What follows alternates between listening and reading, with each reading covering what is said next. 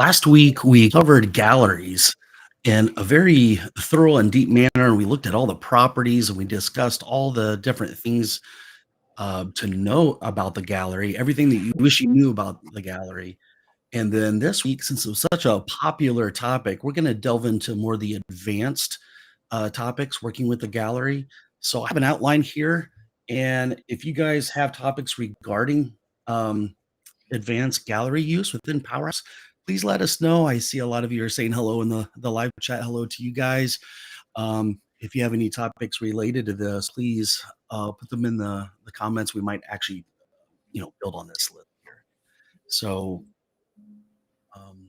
Kurt, is there anything you'd like to say as an introduction to what we're going to do today?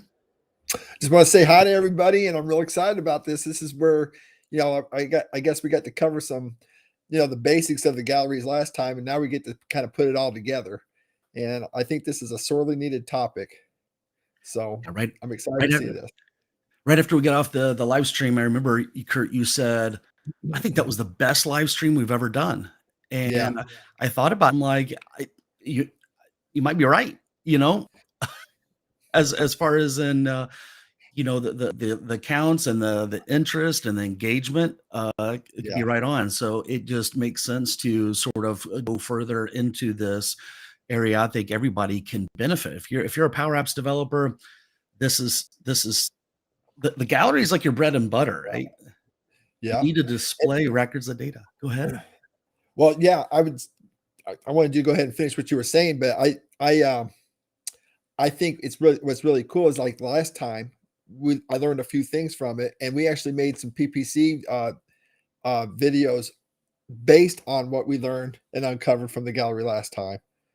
So I look forward to uncovering some of that too now, So absolutely.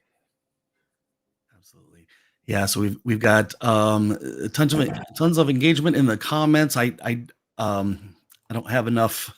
There's so many I don't know that I could show them all. Most of them are hellos and stuff. But well, let's sort of jump into this. And this topic sort of taught the whole idea of covering the gallery was somebody wanted to know about dynamically adding blank new rows.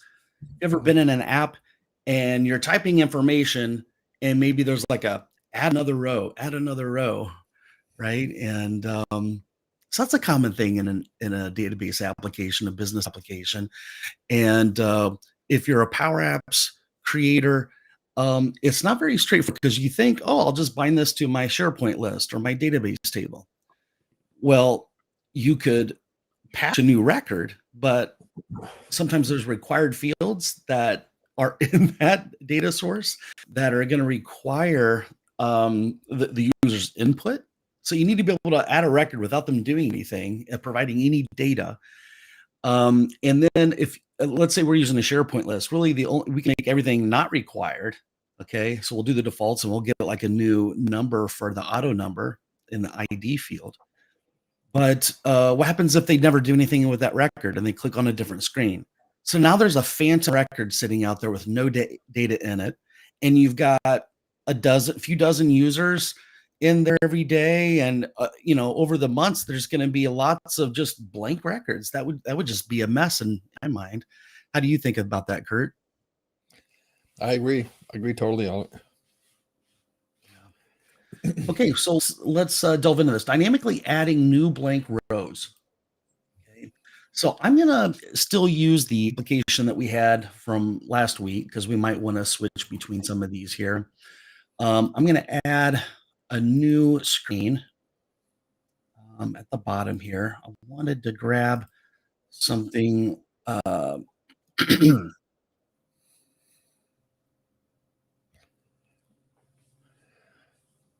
Perhaps something like this here. Okay, so I'm going to copy that gallery, paste it here. And this gallery is bound to our data source, which is a SharePoint list. It's called raw data. So let me go look at that. If I go to site contents, I'll go down and look at raw data. I've got 79 records in there. Okay, so somebody mentioned in the chat that the audio pops. Oh, from me. Okay. Now this happened a few weeks ago. So I'm going to unplug my mic and plug it back in. I don't know if it was consistent though, because everybody else was hearing you okay. So may not be on your end. Yeah. So please, yeah, if something's messed up, I definitely want to fix it now rather than having, so much content. Okay. So everything's good now. Very good. So we have this raw data and we do have it as a source. Okay. Very good.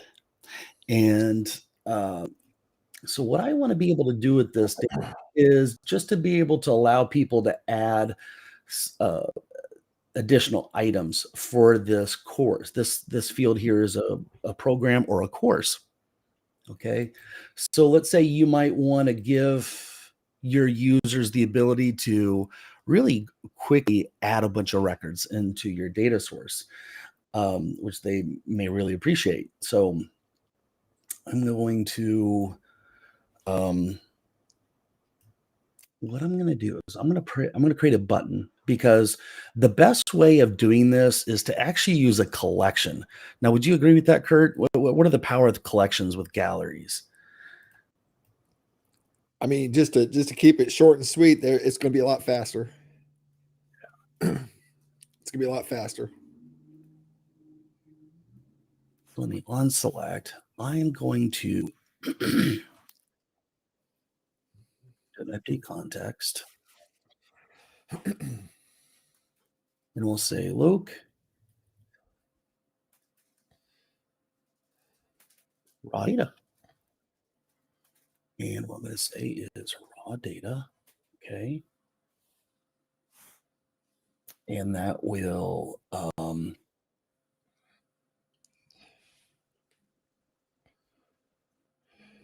I'm thinking here, do I want to actually create it as I think I might want to do a clear collect instead. Well, I think that would have worked. I mean, this really is a collection we're creating. So I'll say call raw data. I was going to ask you, did you want that to be a raw data or a row data? So I'll click the button there. I'll double click on the variable that we have here. Okay, it looks like we've got the data. That's fantastic. All right. Now let's say we want to add just blank new rows. Okay. So let's filter this. I'm going to try to break this down. There we go. And I'm going to filter this and give it a false value. Would you be able to explain, Kurt, what is it that this would give us? Why would we use false? It should give you no records, but it'll give you a data structure. That's right. what that's going to do. Because that second parameter is going to be a condition. It's a conditional thing, and that's got to be true. So when you're doing a filter, anything on that true side that's true on the second parameter will bring in that data. It's essentially creating a collection of nothing. Right. But what's important is you'll have that structure. Yeah, it's got all the data types. Now you can do a defaults on it, and you'll get a blank row with that structure. Okay. I love it. I like it.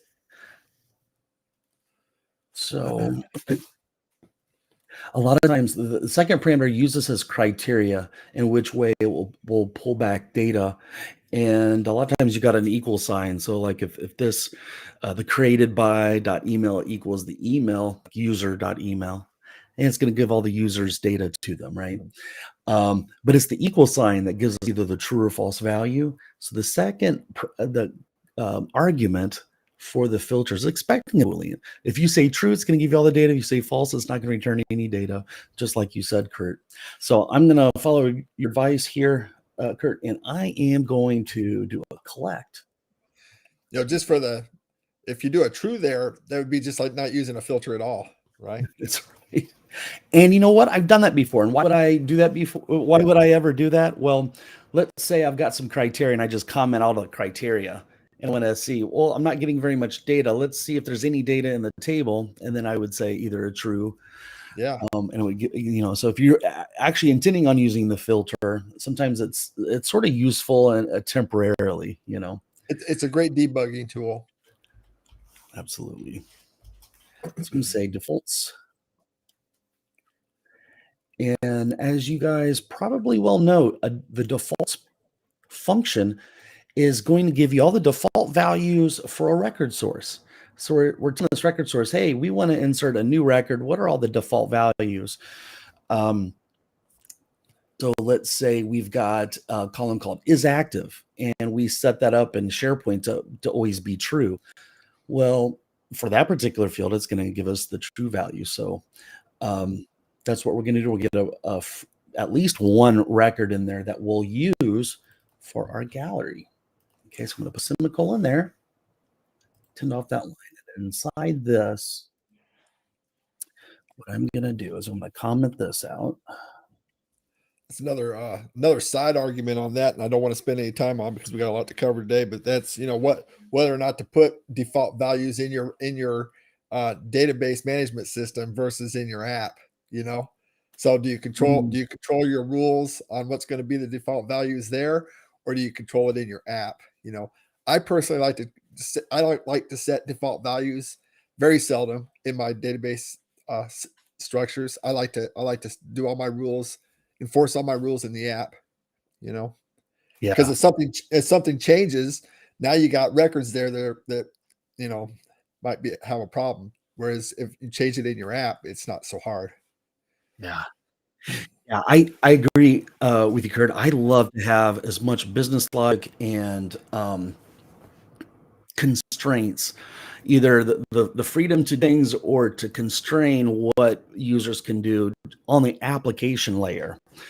And I think the reason why someone might want to put some of the logic on the back end is if you have other applications reading and writing to that data source.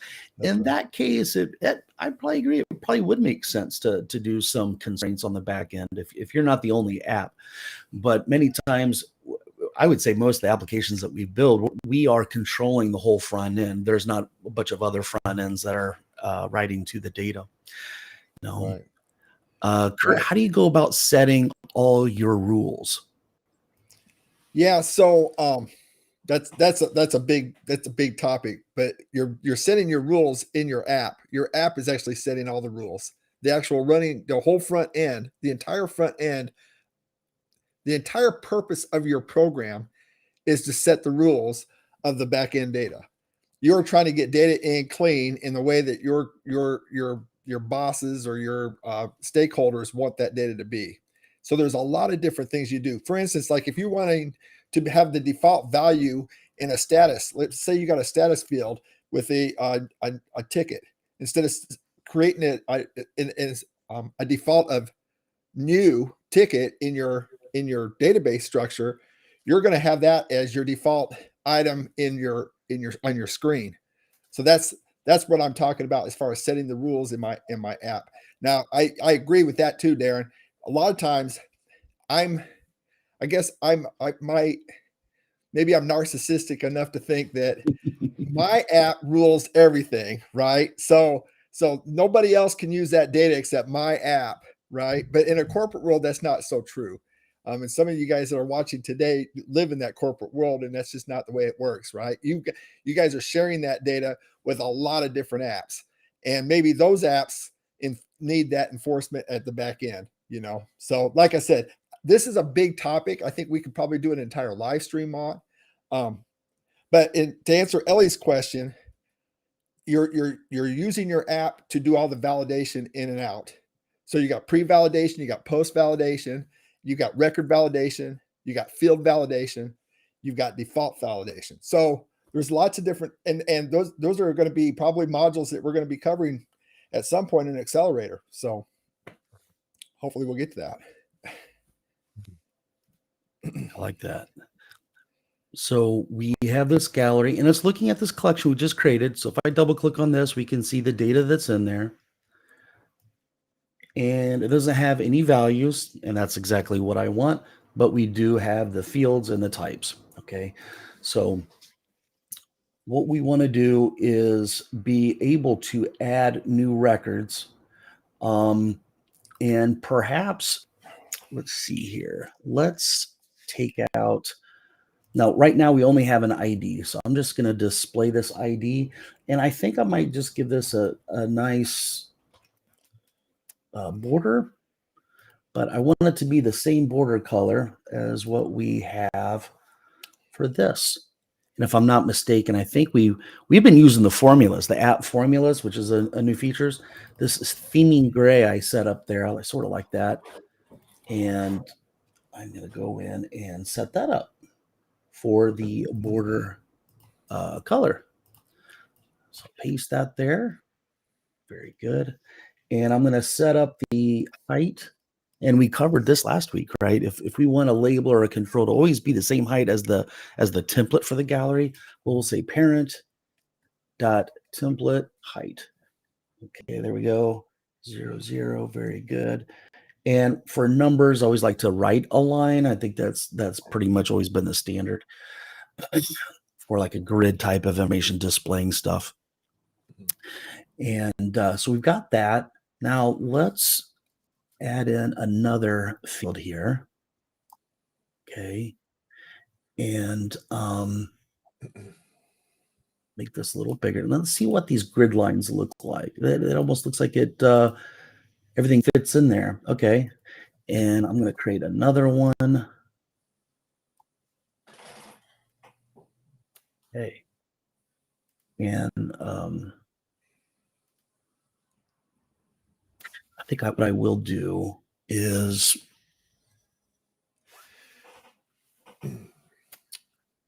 for this ID, I think what I'd like to do is GUID. Okay, so there is a GUID that's just being displayed in a label. And over here, I'm going to say now. Let's see what it gives us. Okay, so we have a GUID, we have a date timestamp. Okay, now let's add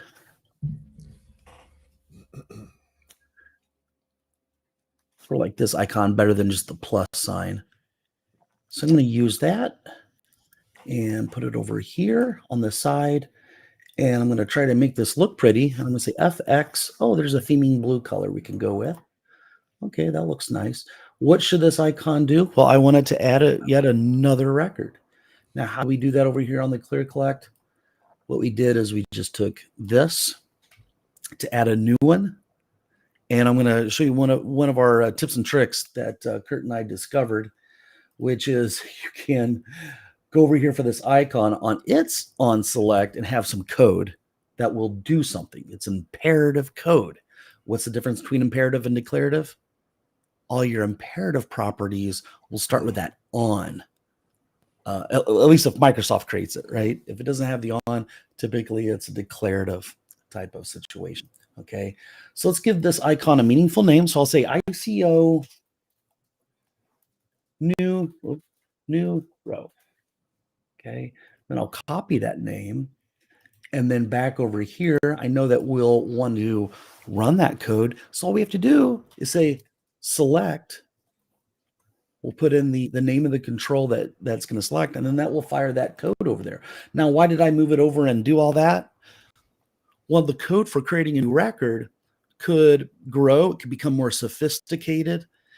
And what you'll find is that if you have something in two different places, if there's a bug fix or something to add to it, now you got two different places to remember. And believe you me, at some point, you will forget to update one or the other, or you'll have a bug in one and not in the other. So it goes back to the principle called DRY. It's an acronym. Kurt and I didn't come up with this, but we know of it, and we'd like to let you guys know about it. The acronym stands for, what would you say, Kurt? I'm going to rope you into talking more instead of me just blah, blah, blah, blah.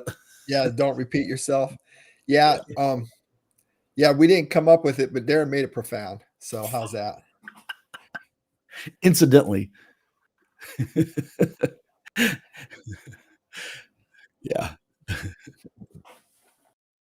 Remember, people pay big money for this. Now, I don't know if you invented that phrase, but definitely made it profound for me. We tried to. I think I did. I think I did invent that one. So check this out. I'm gonna click on this create collection. Now we should see different date timestamps now. So if I do that, boom. Okay.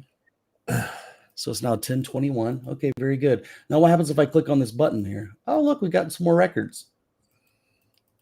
Now I almost want to go over here to the date timestamp and sort of change this up a little bit. And if you ever need to format some text, you almost would think there would be a format function, right? There is a text function that allows you to format text. Okay, so here I'm going to say, here in the United States, we like to see our day, then month, then a 4-digit year. But we also might want to see hour, minute, second, millisecond. And then we'll say AM, PM. Okay, so that's the string I like to use there. So now you see that maybe at the beginning it wasn't capturing the milliseconds. So if I start over, see we have 305 for the milliseconds. Okay, so it's a little more useful now.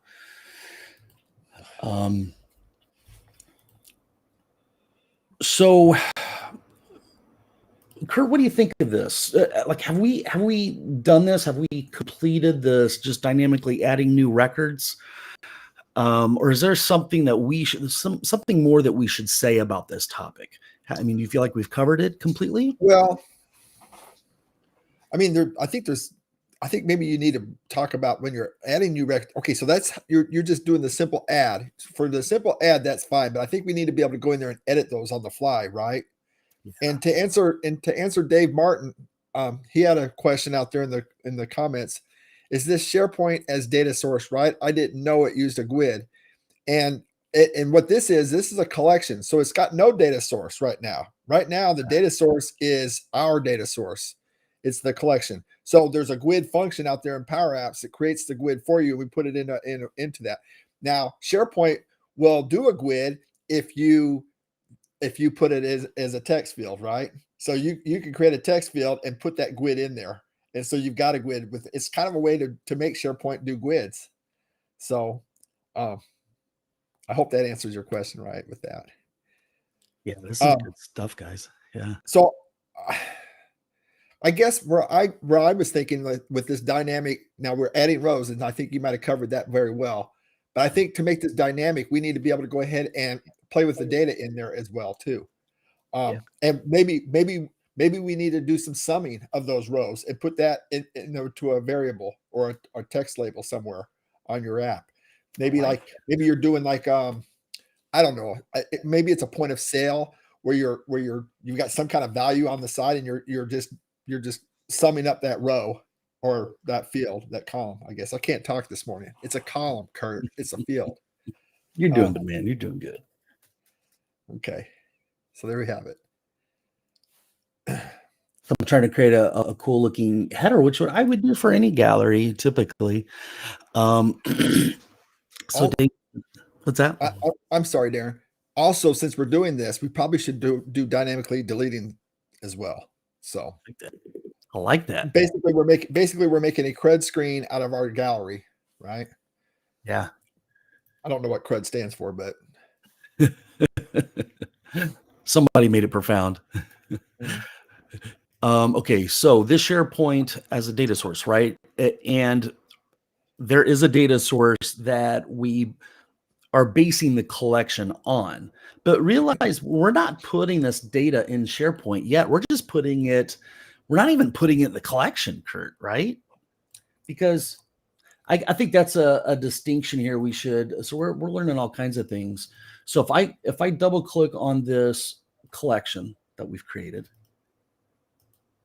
okay, so we have 1, 2, 3, 4. We have 4 records, and there is absolutely no data in here. Okay, and this is important to understand, Kurt. I believe, and I think you would agree, because sometimes people need to bring in data from different places and display the culmination of all the data in one gallery. Okay. Yeah. And in that case, what I tell people, it's like, okay, what do you want to have as the controlling data point, a controlling collection that's going to control exactly how many records are going to show up in that gallery. And then that's what I do. And then if I need to sort of join in data, now you created some really cool stuff over in the accelerator in a module on collections, and you show people how to joins with collections. And I'd have to say it's really amazing. So yeah, it's pretty cool. You sort of blew me away there, Kurt. So for you accelerator students, I think a lot of you are looking at this new module, but if you haven't really given it much thought, there's tons of value in there. Okay. And so when you're pulling in data from different sources, you don't want to be doing lookups or filters inside the gallery, because that will slow your stuff down. Now, exception to this is if you go grab a bunch of data and put it in collections. Okay, now your collections are right there. And if you do filters and lookups and stuff on those collections, well, it's right there in memory. There's no round trip. So that's sort of how you get away from that. I mean, you could have 5 different tables, and your gallery could be a combination of everything. Hold on. Hold on. Do it. What is a round trip, Darren? When you say what's a round? See, you're talking that pro slang, and some people like me just ain't pro. So could you tell me what round trip means? There's no round trips. What's that mean? What's happening there? Yeah. So I am going to do something on a screen here because I want to have a chart to show you real quick here. And I know just a thing to do. I'm going to use, if I can get it to come up here. This is probably the biggest point as to why collections are so darn important. Yeah, I got accused of just loving collections too much, but I don't know. I think this is the reason why I love them too much. I'm going to zoom in a little bit more here. I want to show you guys my prompt to get at this. Now, David, I'm going to get back to your question because there's a few more things I wanted to say about that. But okay, so show me, I guess I need to move us down a little bit. Show me a diagram. Now, I'm using a plugin here, and it's for Whimsical. Okay, show me a diagram illustrating what a round trip means from a web server to a database server. Also back to a user's browser. Let's see what it comes up. What it comes up with here. I think this might be interesting because when I was learning all this stuff over 20 years ago, the books I would read, they would talk about. Yeah, I'm going to click on this Whimsical link here to sort of show this off. Oh, this is perfect. I love it. I love it. This is great stuff, guys. Okay, so check this out. I'm gonna put me and Kurt in here, make us smaller. We're not covering up anything. And so what I'm gonna do here, so a user's browser, they go to a Power Apps app. Okay, so they do a request. Look at this diagram, Kurt. You like that? I can't. You're muted, I think. But there's a request for data. Like you try to go to an app, and you're on the screen, and then you're like, okay, let's go do a filter or a lookup on data source. So this could be a SharePoint or a SQL server, and it's going to make the query, and it comes back, and it could take a half of a second. It could take 3 seconds. Okay, depending upon the data, how much data is there, how Microsoft servers are performing that day. So that's every time you do a lookup. Every time you do a lookup in a gallery, that's what's happening. Let's say you've got 50 records in your gallery. You've got a lookup field in each one of those. It's going to have to go and do this for every one of those in your gallery. And then you're wondering how come it's so slow. But guess what, Darren? What this diagram is not showing you is all the connectors that you have to open and close within that as well. And all the sockets that you have to deal with if you're timed out of your socket. So, Yeah, oh my goodness. absolutely. Yeah, you got those APIs. I think I have talked previously on the advantages of using Dataverse, even over SQL Server. Dataverse is right there on the Power Platform. So your Power Apps application is in the Power Platform, and you want to get at Dataverse data. Well, it's right there within the platform. Okay. Now try to use SQL Server, which is great, or even SharePoint. What you're doing is you're going through a connector API, and you could make the case, well, there's a Dataverse, well, say whatever you want. The Microsoft official documentation has got a diagram just like this that you see on the screen. And I think there's like 4 or 5 steps to get at data in SQL Server, especially if it's an on-premise going through a gateway, rather than if you're trying to go to Dataverse. It's just right there. It's just like 2 steps. Okay. So let's say it takes 1 second. Let's just keep it simple. Every database query, a filter or lookup takes 1 second. And as your app loads up, it loads up a data. So it gets a data set, 1 second, no biggie, and you're going to put it into a gallery. No biggie. Sometimes people wait for 5 or 10 seconds whole app to load up. So a second's not that big of a deal. Now think about this. This section, I don't know if I can draw. I'm sort of hoping I can draw a rectangle here. Okay, and hopefully I can change the Z order, which it doesn't look like I can. See all this, all this comes from you saying round trip. You know how I am, Kurt. But that's this is what needs to be done though. When you say round trip, this is what that means. Yeah, this wasn't important. I wouldn't be spending any time on this. This is a big deal. And this is really related to gallery work inside of Power Apps. Okay. Imagine this step right here. It takes 1 second. And you got a gallery that it relies on that data, right? And then what happens inside your gallery, it's like, oh, I need to go pull in some user data. Let's say we've got a user ID or maybe even their email address in that table. It's like, well, I need to go find out who their manager is. So you go do a lookup on a different table. Every single record that let's say you got a label, and inside that label is a lookup.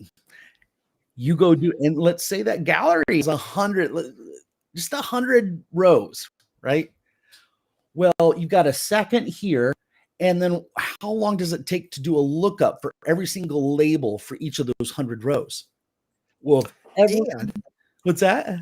And it probably doesn't stop there, because if you're doing any kind of sophisticated app, you're probably doing lookups to see what color that you're going to be making your fonts or your rows. There's a lot of things you're going to be doing lookups. So you might be doing, for each row, you might end up doing like 6 or 10 lookups on that data. Ooh-wee. Yeah. Ellie says, I have so many tables. She's bummed. I wouldn't be bummed. Would you agree, Kurt? She shouldn't be bummed. She shouldn't feel bummed if she has a lot of tables, right? That tells me that you probably set up a database, right? According to database normalization rules. Yeah. Now, there can be a point where you're over-engineering your data, like you're up to 7th or 12th normal form. And, NSA would be needed to figure out how to get data out of or something. You need some type of supercomputer or something. You can make a data schema you can over-engineer it to the point where there are too many tables. But anything that I've seen, Ellie, from your application, and Kurt, you've seen her database diagrams, right? There's a good amount of tables there, but I wouldn't say there's too many, right? No, it seems like I don't remember seeing anything that was beyond the normalization. So I think you're fine with that. But I guess to get back to at that one point when we're talking about these lookups, I guess the whole point of it is that what happens is you can get so many lookups happening so fast when you're loading galleries that the back end will end up throttling you, and it will really slow you down. It's going to think that you're doing something crazy, and it's going to stop you. So now your program is going to go really, really slow. So, and a lot of people haven't even they haven't experienced that. I'll try this rectangle one more time, and if it doesn't work, then I'm not going to do it. Maybe I'll put it right here. Because I experienced that on one project where they didn't give me all the requirements up front, but there were still the upfront requirements. They were extensive, and there was probably like 30 to 50 screens. And because I didn't know things up front, I end up having to do additional queries and stuff. And man, we hit that throttle, and it's no fun.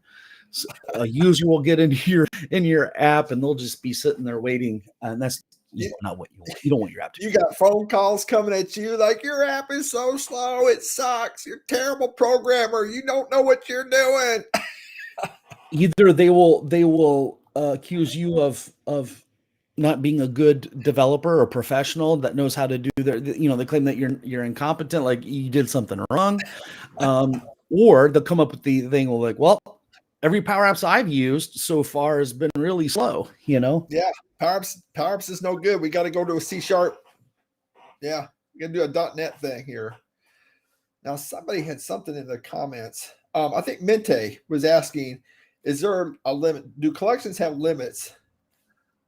Where did he just go? He just left me. Okay, do collections have limits on how much row data they can hold? I don't know what that is. I don't know what that. I bet there is, but I just don't. I've never seen it yet. Ask Chatty. Ask your friend Chatty, Darren. I've never come up against that.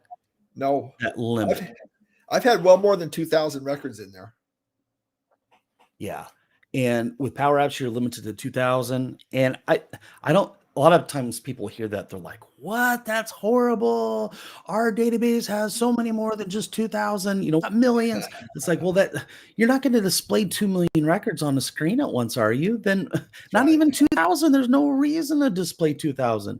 You just need to be able to get at the data that they need to see on a screen. Nobody can see 2,000 records on a screen at once. Right? That's right. And I loved what another comment was saying, and multiply that number. We're talking about the number of lookups. I suspect multiply that by the number of users. So that's the other big important thing. I used to tell that to you guys when you were a student, Darren. I used to say, you're probably fine if you're just doing with 5 or 10 users. GM. But if you're writing this program for General Motors and they're doing processing for 5 million customers, that one lookup is going to get done 5 million times, man. So you gotta look at what you're dealing with as far as your users as well. Now when you're dealing with galleries and all that, probably you're not dealing with 5 million at once. So, but the point is though, is the more users you got going at it and hitting that thing, it could be a problem. Yeah. I don't know that there's a limit for collections. It might depend upon, I've never run into it. I've just done a few queries and I don't see a good solid answer on that. I guess one thing would be is do a test, write a little app that just add 10,000, add 10,000, see where it breaks. That would be a good way to figure it out. Right. Yeah. So yeah, if you've got a query that takes a second and you got 100 records, 101 seconds to load up the data. I mean, you could use a concurrent function to do both queries at the same time. So in that case, it would be 100 seconds, not the 101. But still, that would really slow down your application quite a bit, I would imagine. So I wanted to get back to, I just want to straight out the confusion that these values that you guys see on my screen, these are not in the collection. They're not in the database yet. They're not in either of those locations yet. We will have to do a patch. We'd have to do a patch to put them in there, pretty much. And so far, and this is just displaying. So we just have a label here that's displaying information. Okay. So let's add something like a text box, text input. Okay. And let's modify the title. So we should be able to say this item. Now we learned all about this item last week. Okay. Title. And that really shouldn't display any data because these 4 records don't have anything in there yet. We'll go into the border color, and I'll set that up to be FX, the theming gray. And I don't want any border radius because I want it to look almost like an Excel spreadsheet is sort of what I'm going for here. So because we've got a grid and then a date time, I want to be able to add those 2 items to my SharePoint list. So I'm going to exit out of the full screen mode. I'm going to go over here to raw data, and I'm going to add in 2 additional columns here. And I'll just call this, create a column, and we'll call this GUID. Okay, single line of text is fine for me. Now in SQL Server, there is a column type called unique identifier. And I believe it's the same over in Dataverse as well. And Dataverse creates a unique identifier for every table, whether you like it or not, with the same name as the table name. Yep. So I'll throw that in there, and let's add. Did you mean it creates a unique identifier for every record? Is that what you're saying? Well, it creates a field in there that's the primary key. Right. If I create a customers table, there's going to be a customers field in there, and it's going to be unique identifier. And that is the power of the lookup later on when we talk about lookups, and some of you guys know about that already. When we talk about lookup fields in Dataverse, that is the power of the lookup, is that GUID, like he just said, if it's a customer table, the customer ID makes lookup fields really strong. Absolutely. Okay, I'm going to go back to full screen mode. Now, if you ever change your database schema in your data source, you need to go data sources here and make sure you do a refresh. Otherwise, Power Apps isn't going to be aware of any new schema information. Okay, so I'm going to save that, hit run. I'm going to start over from scratch, create collection, and I'm going to create 4 rows here. Okay, and so here, this I want to display. Yeah, there's the title, or the title that was renamed to this long field name here. So perhaps this could be a screen that's like, hey, I want a screen where I could just rapidly enter a bunch of courses. Well, this would be a good way to do it. And you wouldn't have to put a GUID and a date time stamp. I'm just showing you some cool stuff that you could do in addition to this, okay? And if you look at it, you'll notice that now this will be the ID once we start getting IDs in here. But yeah, so this will be the title, and they'll be able to go in here and type this in. They can see this is read-only information. So whenever they clicked on it, that's the date time stamp. So we've created something here that almost looks like an Excel spreadsheet. And I'm going to go in here, and I'm going to start this off with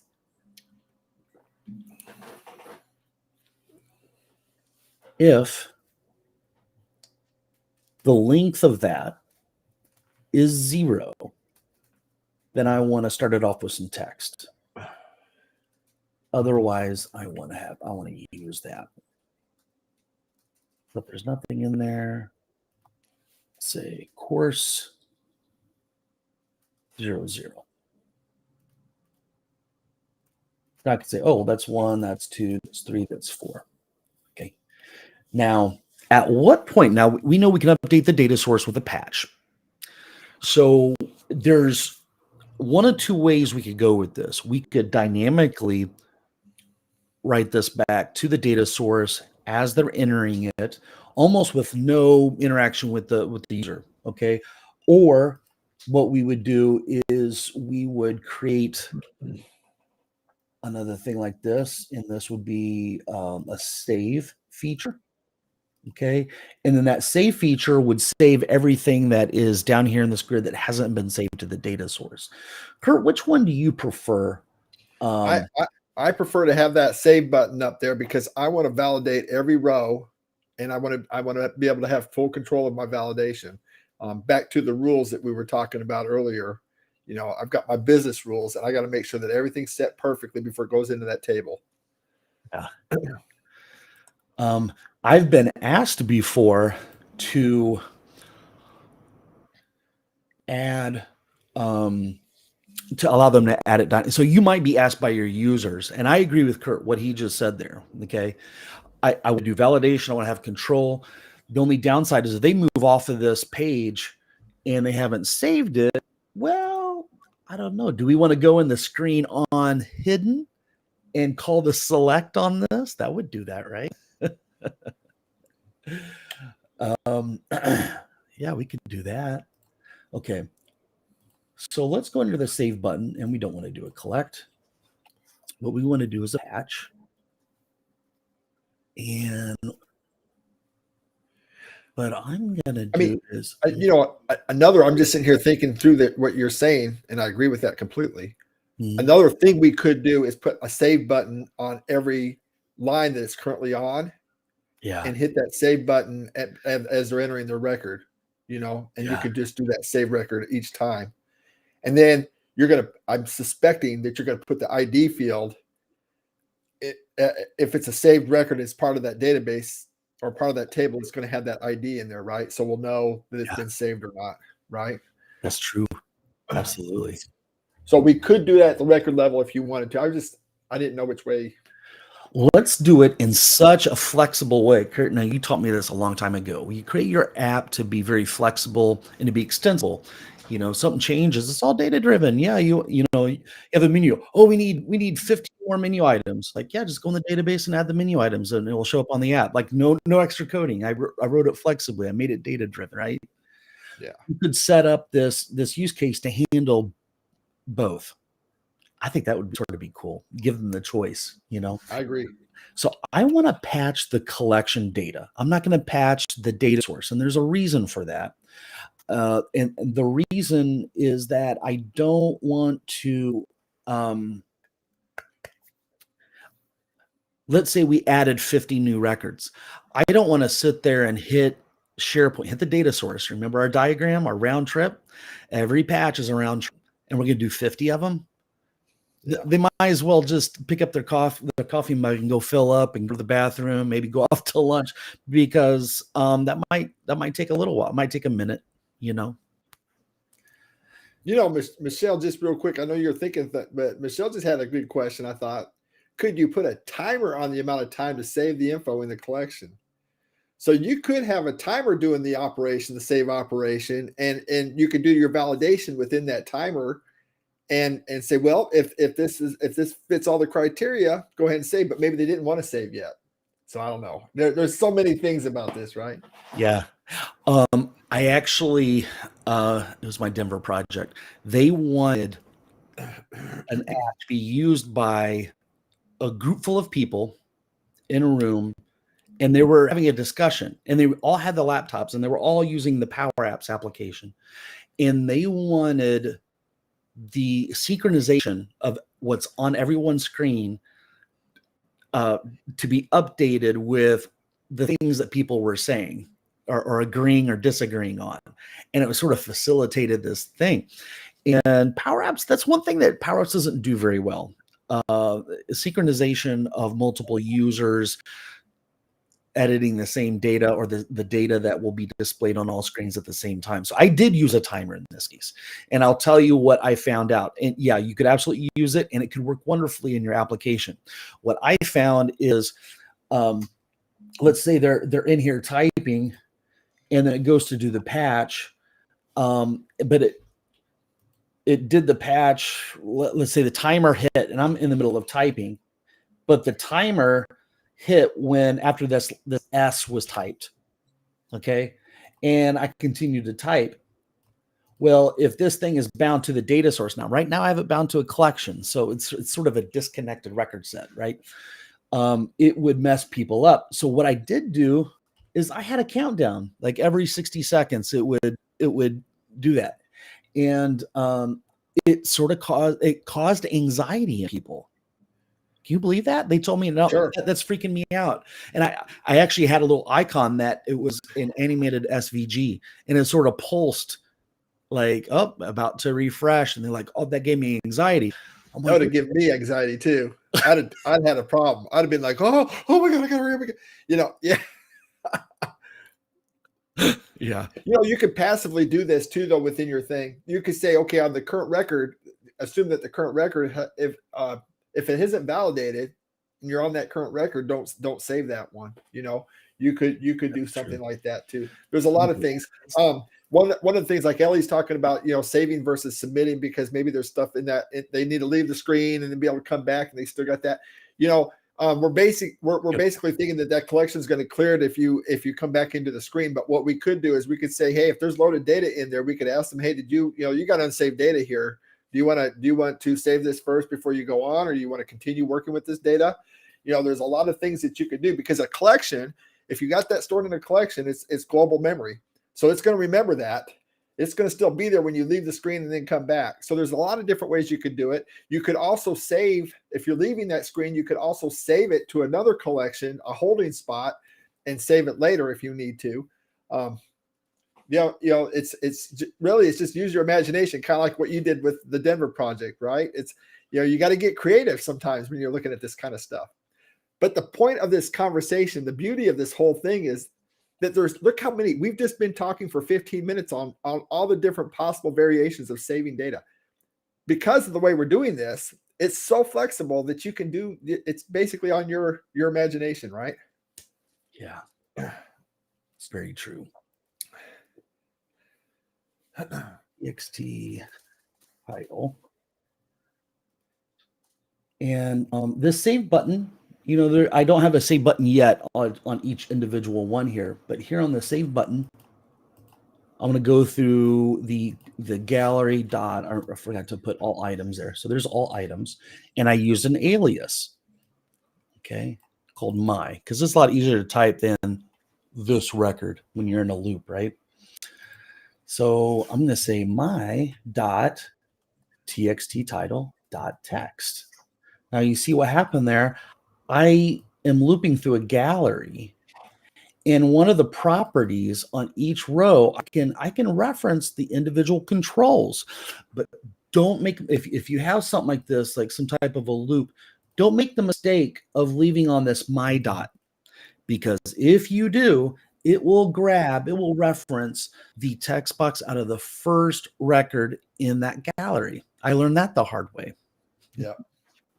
Yeah. So we've got that. We also have a GUID that we added, right? Yeah, there we go. And let's use, I'm going to name this label LBL GUID. And we've got a lot of activity today, Kurt. I'm seeing the live chat going. I'm having a hard time keeping my mind on both what I'm talking about, what I'm doing, and everything. Yeah, I got several things in here in the chat I want to talk about, but I don't want to interrupt your process there. So yeah. So now, are you able to click on one of the comments to show it? No. I can't do that. Yeah, I can't do that. Okay. But when you think it's appropriate, say, hey, Darren, let's look at the last comment by Rick or something, and then I'll go over and do that whenever you feel appropriate. And you might mess me up, but you may not. Yeah, I just want you to be able to get your process done with what you're doing at a stopping point. Now get in there. Since we're there. Michelle says that is more what I was thinking, sort of like saving things. We're talking about, we're going back to the saving things in different places. Saving things in a cart to purchase, like a shopping cart. And I guess I just wanted to point out that we have a lab in the accelerator program coming up that is going to be dealing with just that thing, shopping carts. So stay tuned for that one. We got some really cool labs coming up in this accelerator program. Kurt, we've got a lot of exciting things going on right now that we should at least mention in passing. That we're still doing the personal pocket coaching that is still available. What is personal pocket coaching? That is a bite-sized or pocket-size video by either me and or Kurt about a topic with Power Apps, and you're going to get one for each day of the year. Okay. Yeah. And now that we're talking about it, I think I'd be doing a disservice to everyone who, may be interested in this by not showing this. But if you go over to our community, there's a link down in the description to get to this community. This is a free community. There's a lot of free resources on here. But if you go into personal pocket coaching, if you purchase it, and what you'll see here, we go all the way back to Christmas Eve. We had 3 bonus ones in here. We got January, we got February. So you're going to get 365 lessons, bite-sized lessons that you could watch while you're sitting on the toilet or when you're on your lunch break. Maybe you might watch 2. Nobody watches videos when they're on the toilet, do they? Oh, right. I love that you brought this one up. Ellie says, I do like the PCC. It's PPC, right? But it is a quick and easy 5 to 14 minutes. I thought that was funny because it's supposed to be like 5 minutes, right? But the 14-minute ones, those are Kurt's. I can't get anything talked about in 5 minutes. I'm sorry, guys. Shell says, I'm just happy I got my ball to bounce. Would you like to explain that one, Kurt? Yeah, that's been the greatest thing in the world. It's so funny because it's in our second lab in Accelerator. And I just thought I'd throw the bouncing ball in there just to give them something, a challenge, to try to learn how to control the computer. And that has been the biggest deal, is that bouncing ball. But really that bouncing ball I loved what you said. There was one time, Darren, you were talking about it being like Mr. Miyagi and the Karate Kid, right? Where he was doing wax on and wax off. The guy wanted to go out there and wanted to do some cool karate tricks. And the guy was making him wax cars and paint fences and all this crazy stuff. And he's like, But he was doing is he was developing the muscle memory. And that's what we're doing with that bouncing ball. That bouncing ball, if you can control that bouncing ball, think about all the responsive apps that you're going to try to make. Think about all the times when you need to be able to relative position, like gallery headings and whatnot. You're going to be doing all sorts of things where you're dynamically placing things. That's what the bouncing ball does. And ultimately, and this is something I'm going to wax philosophical here, folks, but ultimately when I'm teaching, I don't know if I can teach anybody anything about programming. It's about having 100% total control of your program at all times. You can't control much in this life, right? Only your thoughts, feelings, and behaviors. But you can certainly control your programs. And really, it's a game to me. It's about you go beat the beast, right? This computer that you've got is just a bunch of electronics. It's just a big old pile of electronics over there, and it's got all this power. But how can you harness that power to do one thing at one moment when you want to do it? That's the game. Beat the beast. And I love that. I love that game. That's why every day is Saturday. Somebody had asked earlier, is it Saturday already? And I'm thinking, I don't know, because every day is Saturday for me. all your Saturdays blur together, Kurt. They all do, right? But that's the whole thing. And that bouncing ball does all of that. So if you can handle that bouncing ball, we talk about this all the time, Darren, right? In business, it's all about reading a record, writing a record, and processing the data. So if you can handle a bouncing ball, then I suspect you could probably read a record, write a record, and process that record. So there you have it. I almost want to show off World according to Kurt. what you got here. So if I look at the full screen here, you got the ball bouncing. So this is the most popular PPC video, and it is under 10 minutes. So I know it can be done by Kurt. And of course, the code in here is top secret, guys. Don't be copying down any code that he's got here. This is top secret. But yeah, he's got all these balls moving. I got you muted, but I'm gonna play it so I can see the balls bounce. And your balls bounce off the side of the wall of the screen. Yeah. So it seems like you got some logic that you'd have to have in there, huh? Yeah.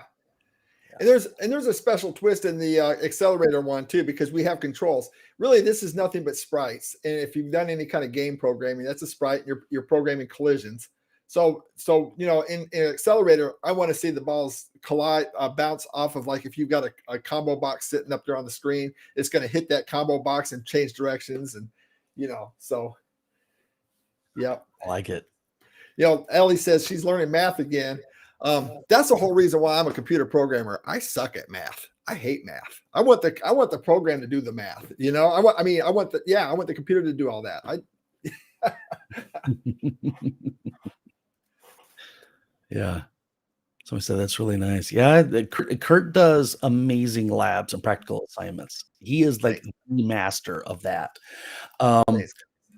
But what I wanted to say about this code, so we loop through all the items in the gallery, okay, and then we patch the gallery. So we haven't touched the data source yet. Now there's a little trick that I learned from Matthew Devaney here.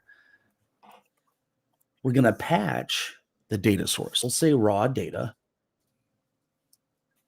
What do we want to use to patch it with? Well, did you know that the patch can just take two arguments? Now, a collection, you can just pass a collection. So it knows that all of the records in there that have changed, you could have 100 records in there, but maybe only one changed. You could do this, and it's as efficient as doing one patch. Now, it's one round trip. Okay. And if you're doing 100 values, that might take longer than a second or two. But I think the statistic that Matthew Devaney came up with is 10 times faster than doing. Great. Go ahead. One round trip. That says it all, doesn't it?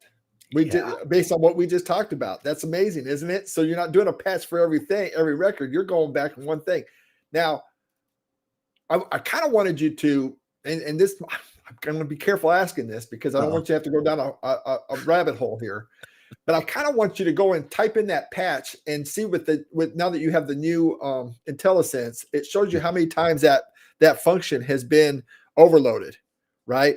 So let's talk about, look at that. You got 5 overloaded functions. See that 1 of 5, 2 of 5, 3 of 5. So that shows you every one of those is a different overloaded function. Now that the topic of an overloaded function is a whole nother thing, but basically they have 5 different functions of the patch function, 5 variations of it. And each variation uses the same name, patch. So it's pretty cool. It's pretty cool. It is. And it also shows me, like if you look at the first one, the third record, typically you're going to give it curly braces. So this is the record you want to update, but these are all the updates. So if I scroll down and look, I can have 2 updated records here. Okay. And but in this case, we could just pass 2. And I think this little trick is perhaps a undocumented feature, because even here in the okay, so here we said it recognize it, and it's saying it's 3 out of 7 here. So there's the source and there's the record, but what we're doing is we're giving a whole collection of records. Okay. Yeah. So are we ready to hit run? I wanted to deviate that for a second, just to show you. So go ahead. I'll be right back. Deviate? No, I'm saying I wanted to deviate to that. So okay, yeah, very good. All right, so while you're taking a little break there, I'm going to run this, and I'm just going to hit this save button. Okay, look at those champagne bubbles going across. The champagne bubbles didn't even go all the way across. It patched it fairly quickly. Yeah. So if we go in here and we click on this collection variable, okay, what do we have here? It looks like we still have 4 blank rows in the first record. The first record has data. Okay, so it's got the 5523. So I'm gonna let you guys know. I don't know why it did that. 5523. Okay. So maybe it took the last one. So perhaps I did something wrong there. Okay. So we go through each of these and we patch the individual record there. Okay. There's the data that we're giving it. Okay. And what I want to do is,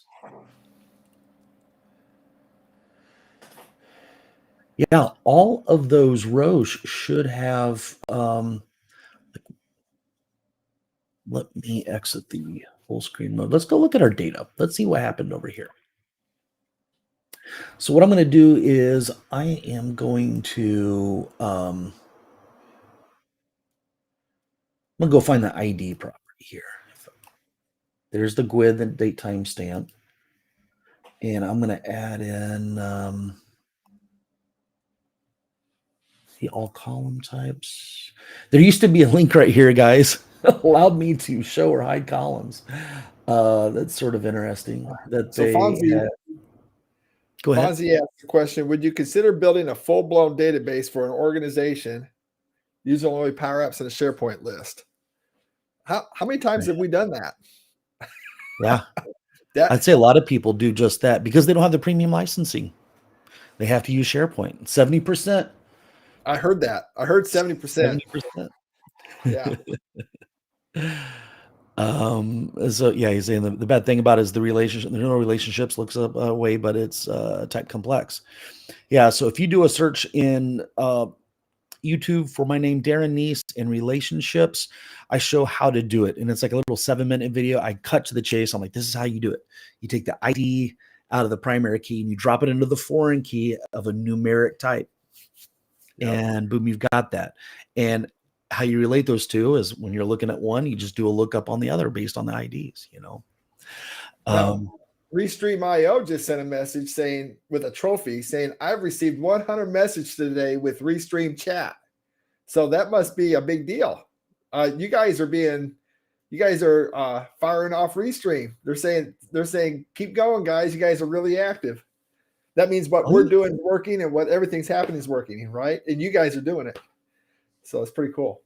So I'm a little confused. What does that mean? Somebody said something about live stream. It's sending them a message every time somebody. No, Restream.io, actually the system that we're on right now sent a message saying that I've received 100 messages today with Restream chat, and it's a trophy saying that it's kind of a big deal. It's like a landmark, right? If you hit 100 messages. Yeah, maybe this is gonna eclipse our live stream from last week. It might. I think we already have, to be honest, from what I'm seeing. Yeah, just the comments. Everybody's just so engaged right now. I love it. This is the whole purpose of doing the Saturdays. So thanks, guys. I'm gonna need your help, guys, here, because I want to display ID and it's not showing up. So maybe I have to go in here and because it used to be right here. I can look at them all. So they changed it. So I'm gonna go into the view. Okay. The view for this list. So I'll go into all items and I'll say edit current view.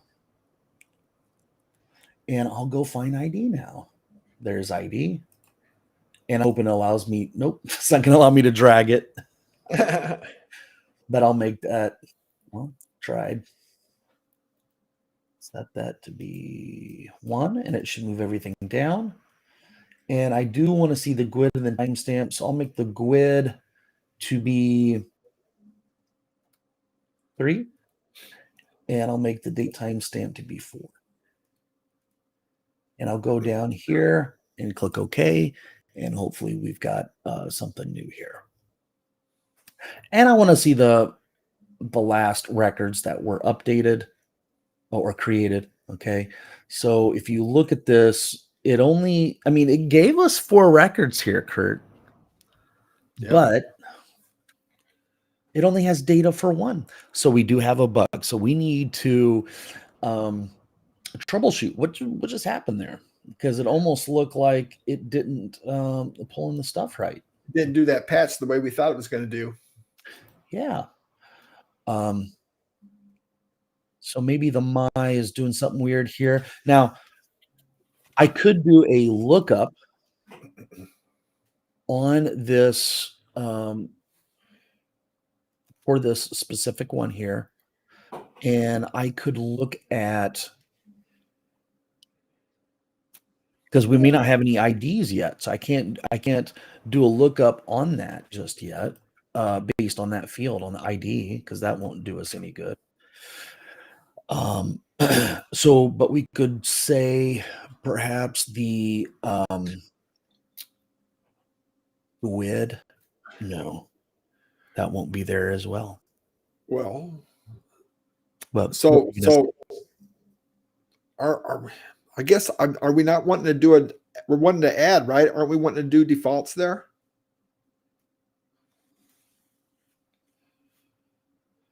In that patch? Is it not just going over the same record 4 times? Well, this collection that's in here, it has 4 items in there. Yeah. So we don't want to do defaults here because that would just add 4 more rows, and then we'd have Okay. Okay. so we want to get at that underlying row there. I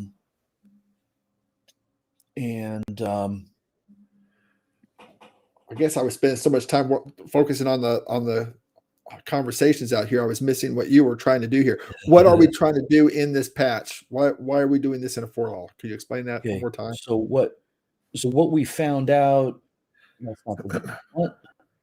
is that we got 4 new records, this, and this.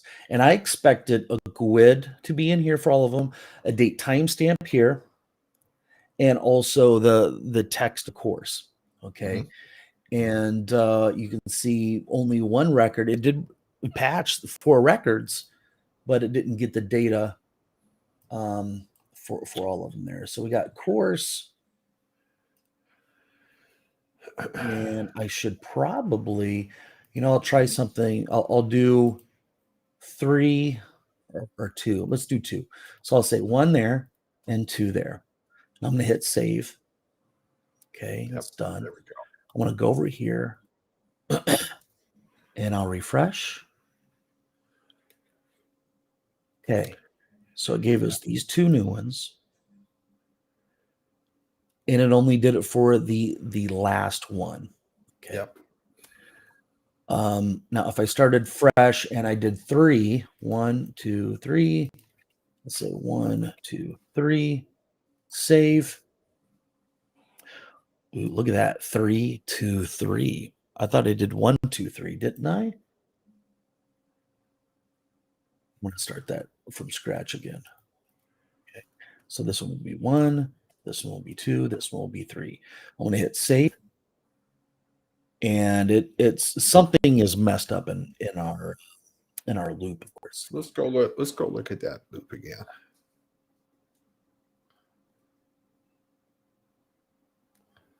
I just want to bring up the last 3. Okay. So it seems to always be doing the very last one, but in the middle. 89, 90, and then 91.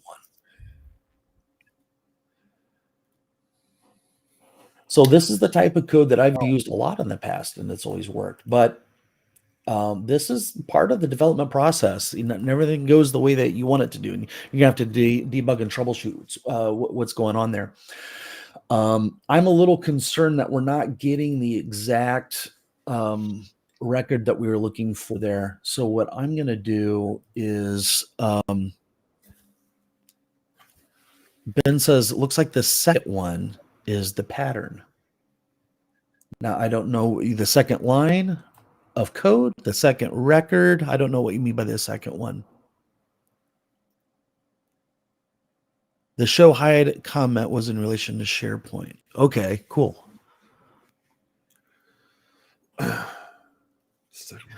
So it's the last one. I was thinking it's the last one in the path. The last one is what's being shown. I'm going to take off this alias for a moment. And we have a keyword called this record, and I'm going to try that. And just to sort of show you what people use instead of the alias that I use. Okay. And I'm going to save that, and I'm going to run it, and I'm going to start from scratch, and we'll add 2 more. And I'll put 1, 2, 3, and then we'll hit save. Now, see what it just did there? Yeah, it's been doing that.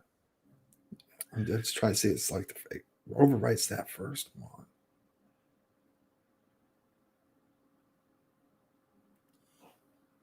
Yeah, it's always grabbing the last one there. So even though I said this item, it still does that.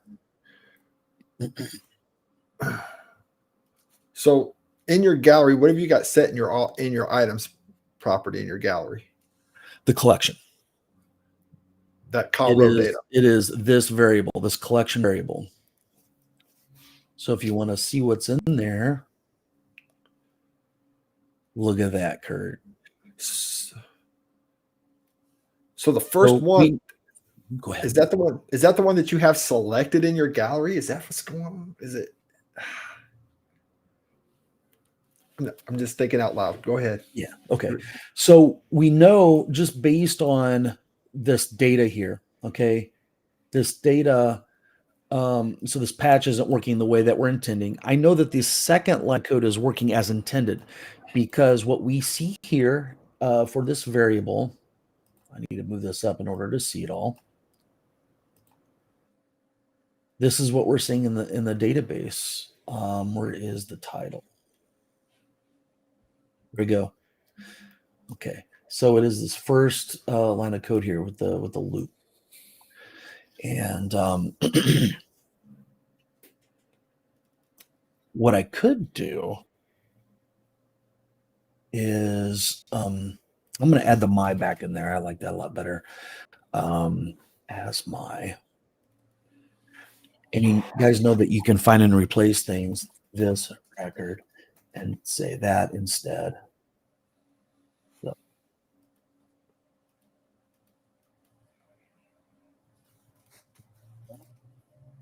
Yeah, that looks good. I think that's good. What's going on? And then what I'm going to, okay, what is it complaining about? Full patch. Hold on, you got a comma after that. But there you go. Okay.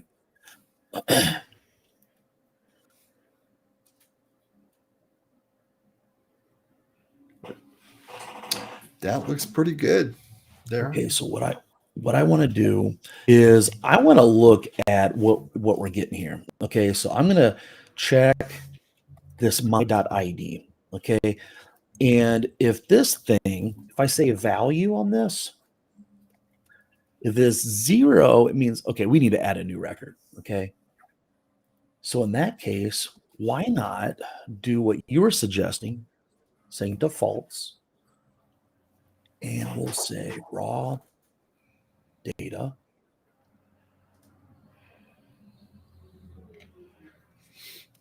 If it's not 0, what we will do,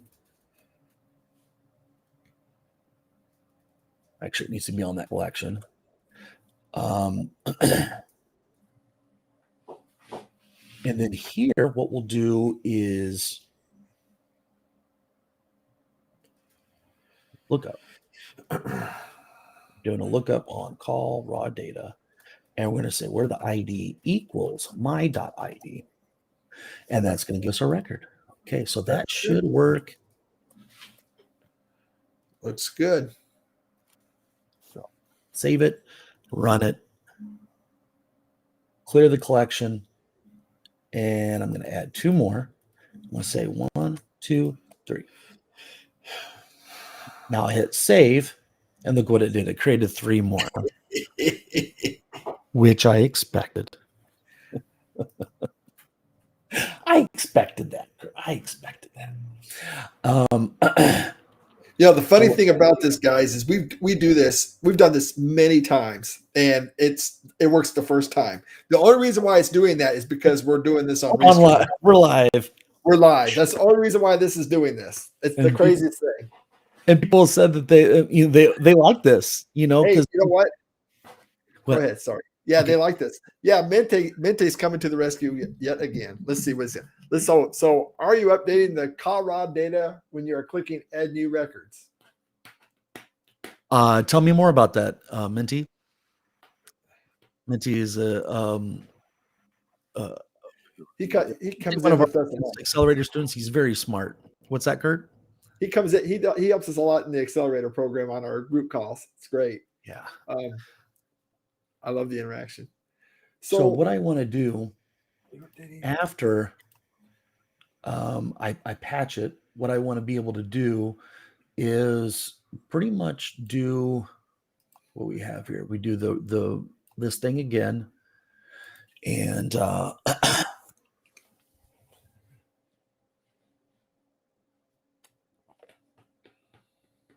and what I want to do is do a select on this button. So button, create collection.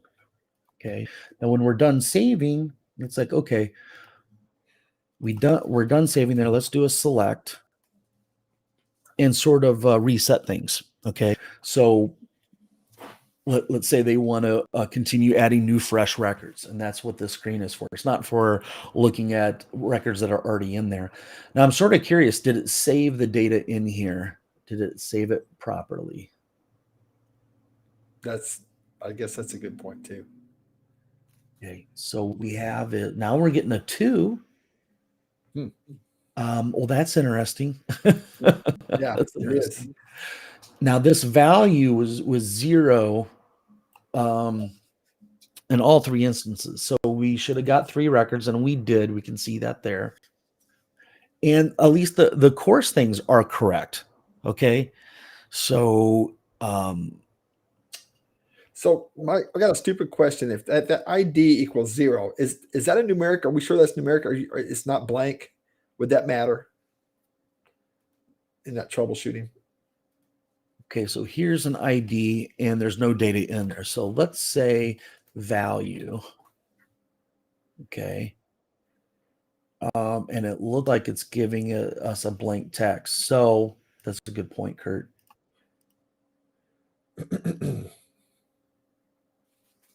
Let's say the length of it, if that's 0. Now that seems right to me.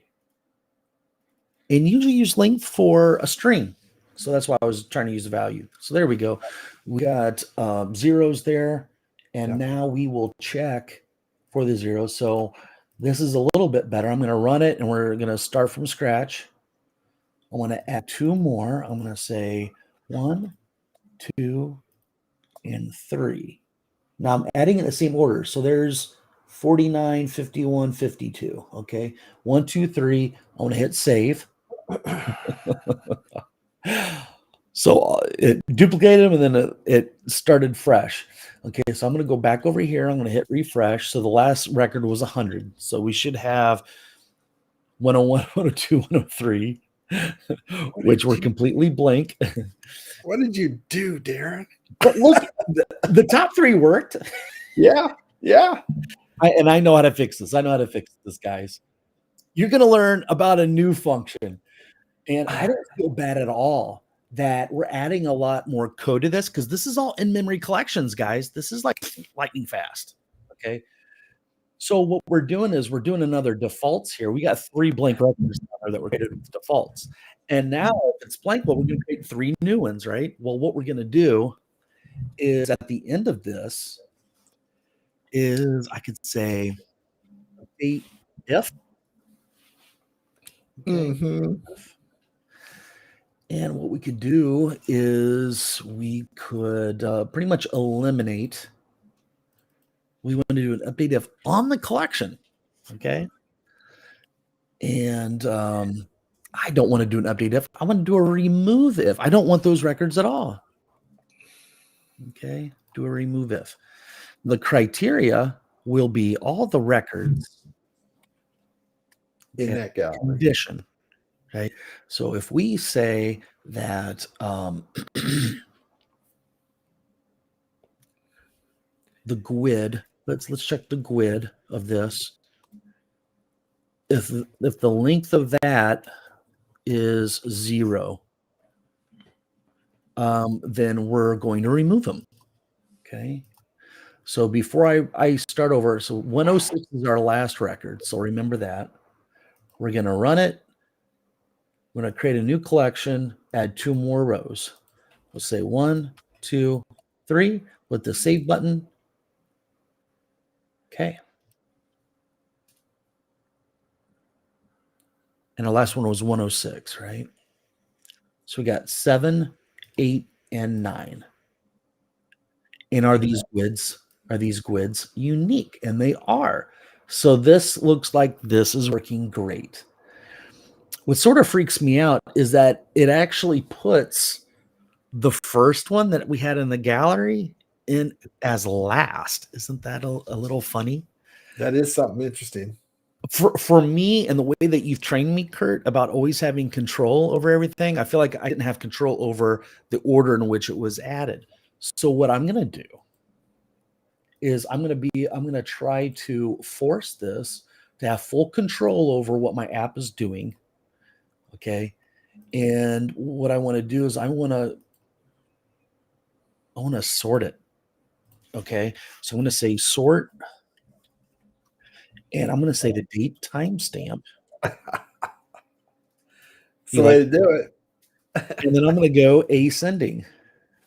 That's funny. That's control right there. So Kurt approves, huh? You know what, Darren? We should do a workshop on this.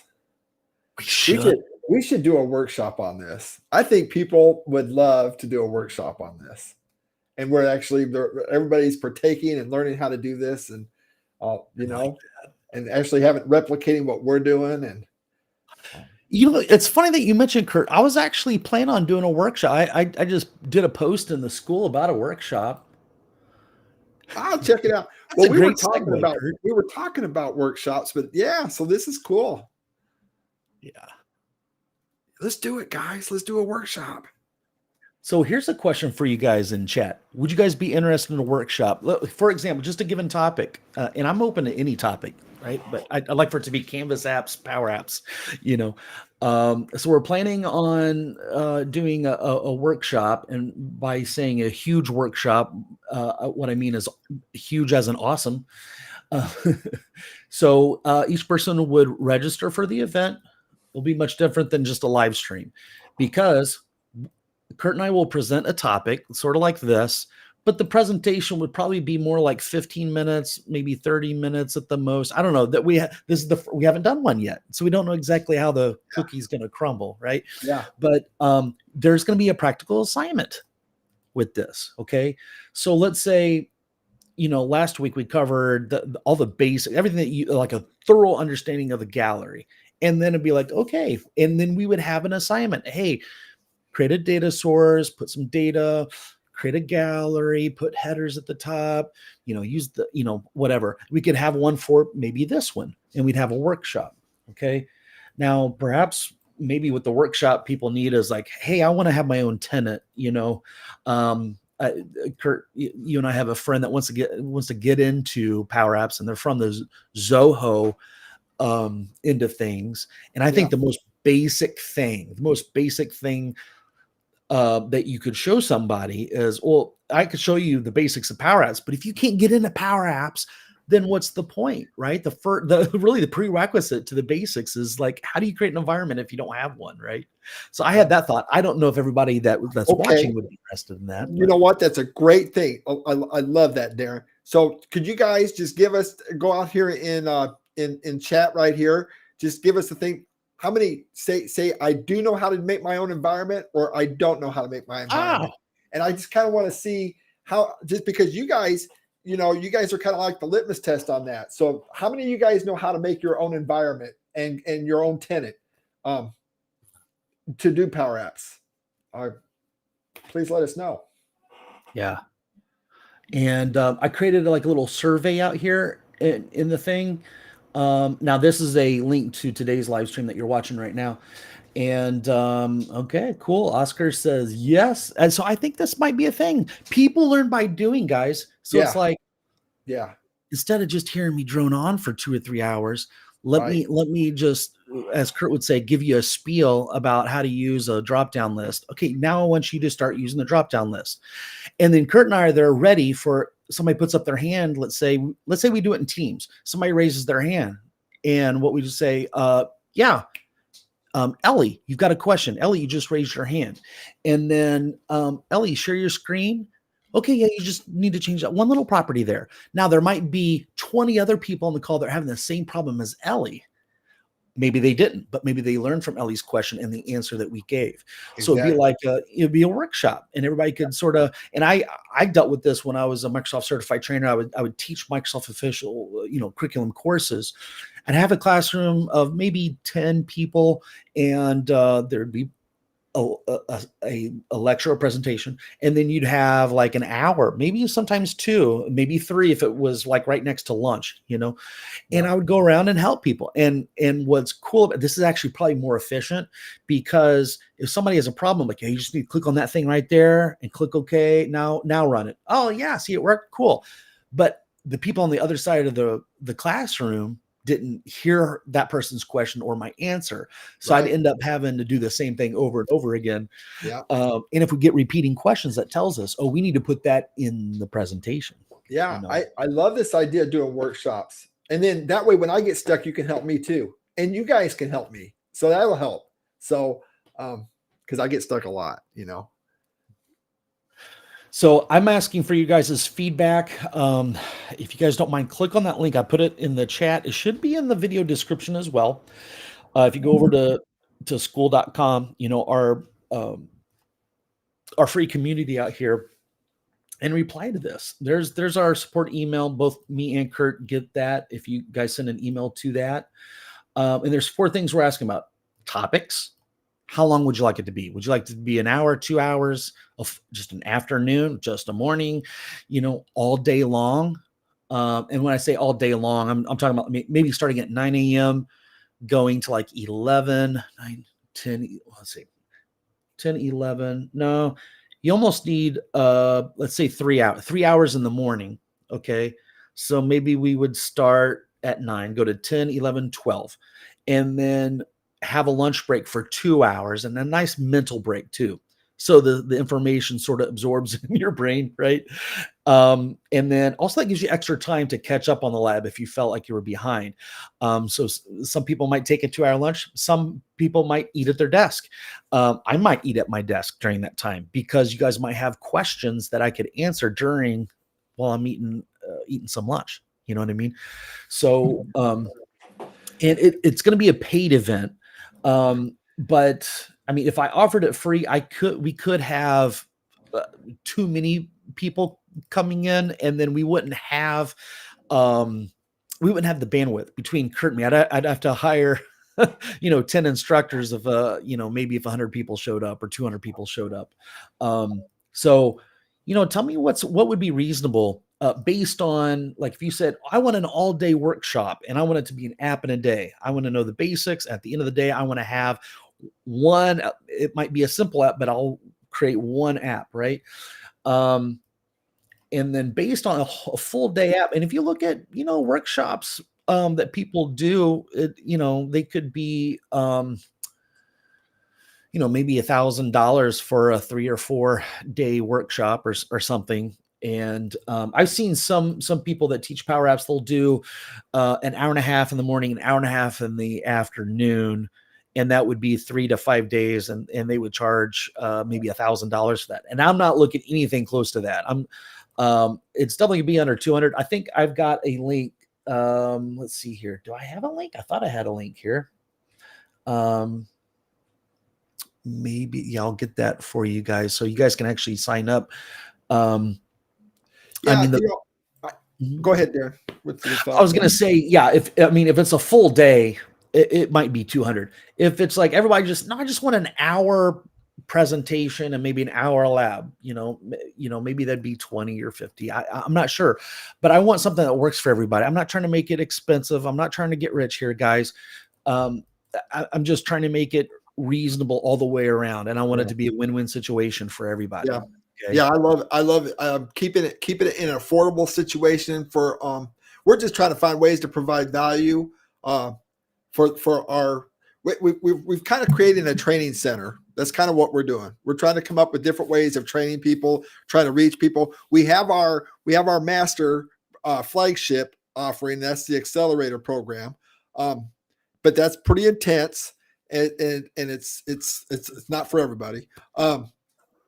And then we've got our personal pocket coaching, and now we've got this workshop. And I love the idea of this workshop because we can do this. We can get together. We don't have to have a lot of resources in it, so it's not expensive for us to put out there for everybody, because this stuff costs money. Darren's got to pay me, and I'm kind of expensive. He keeps telling me that anyway. I think I'm cheap, but anyway. So this is a great way to do it, I think. And we can bring in people that can't normally do other things. Like maybe they can't afford the Microsoft training, it's because it's so expensive. Well, now we can do this, and maybe we can even do a better job, Yeah. I love that. Fonzie says, guys, 200 is a bargain to be able to learn from you too. Thank you for that, Fonzie. What an awesome thing to say. Yeah. What an awesome thing. And thank you, Ellie. They already have a dream team. Yeah. So I've already created a payment link just to be prepared for today. Okay. And I set the price for 47. And I'm gonna modify this and put the payment. I thought I had the payment link in here. Okay. And so right now I'll say to sign up and purchase now. Here's the link. Okay. So that will be in there.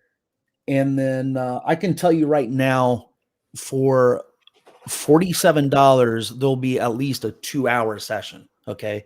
Where we'll present a topic. And so the whole thing will be within 2 hours. Okay. So if you think about it, it's like $25 per hour. Kurt and I charge $250 an hour for our time for like one-on-one type of stuff. But I feel like that would be reasonable. $50 to master one little thing. Now, if I get a lot more feedback and say, no, really, this one big topic is like the most popular. Let's say everybody, no, I want to create my own tenant. That's the most important thing. And like that ends up being 3 hours. Well, if you already sign up at that 47, you're just going to get it at that price. So, just wanted to mention that. And when you had mentioned that, we should create a workshop out of this. I'm like, well, we're sitting here free thinking this thing out, guys. We literally fly by the seat of our pants here. We haven't had time to really talk about this a whole lot. We brought it up a couple times, so we're kind of hashing this out right now. I tell you, Darren, I really like that $47 for a 2-hour session, because I think we can learn. We don't have to build a ticketing system. We can just learn a small part of this gallery and get it mastered, so that everybody has some hands-on training on it, because you learn by doing it, not by just sitting here watching us. So they're actually learning it, and we can get it done in 2 hours. I think a $47 is a good value. I think it's cheap enough for people to afford. You can't go to a movie for $47. I mean, so. Yeah, when I order a pizza at the local place, and I'm, just my wife and the toddlers, I'm looking at spending $50. That includes a tip and stuff, Right. But I'd be happy to trade in a dinner. I'd rather, maybe eat it like a peanut butter and jelly and save that money and gain a skill that's going to give you dividends in your career, and maybe freelancing or whatever. So weekends may be better for an extended duration. Okay. Yeah, now I was told by my other instructor, he's not available on Saturday afternoons. Yeah.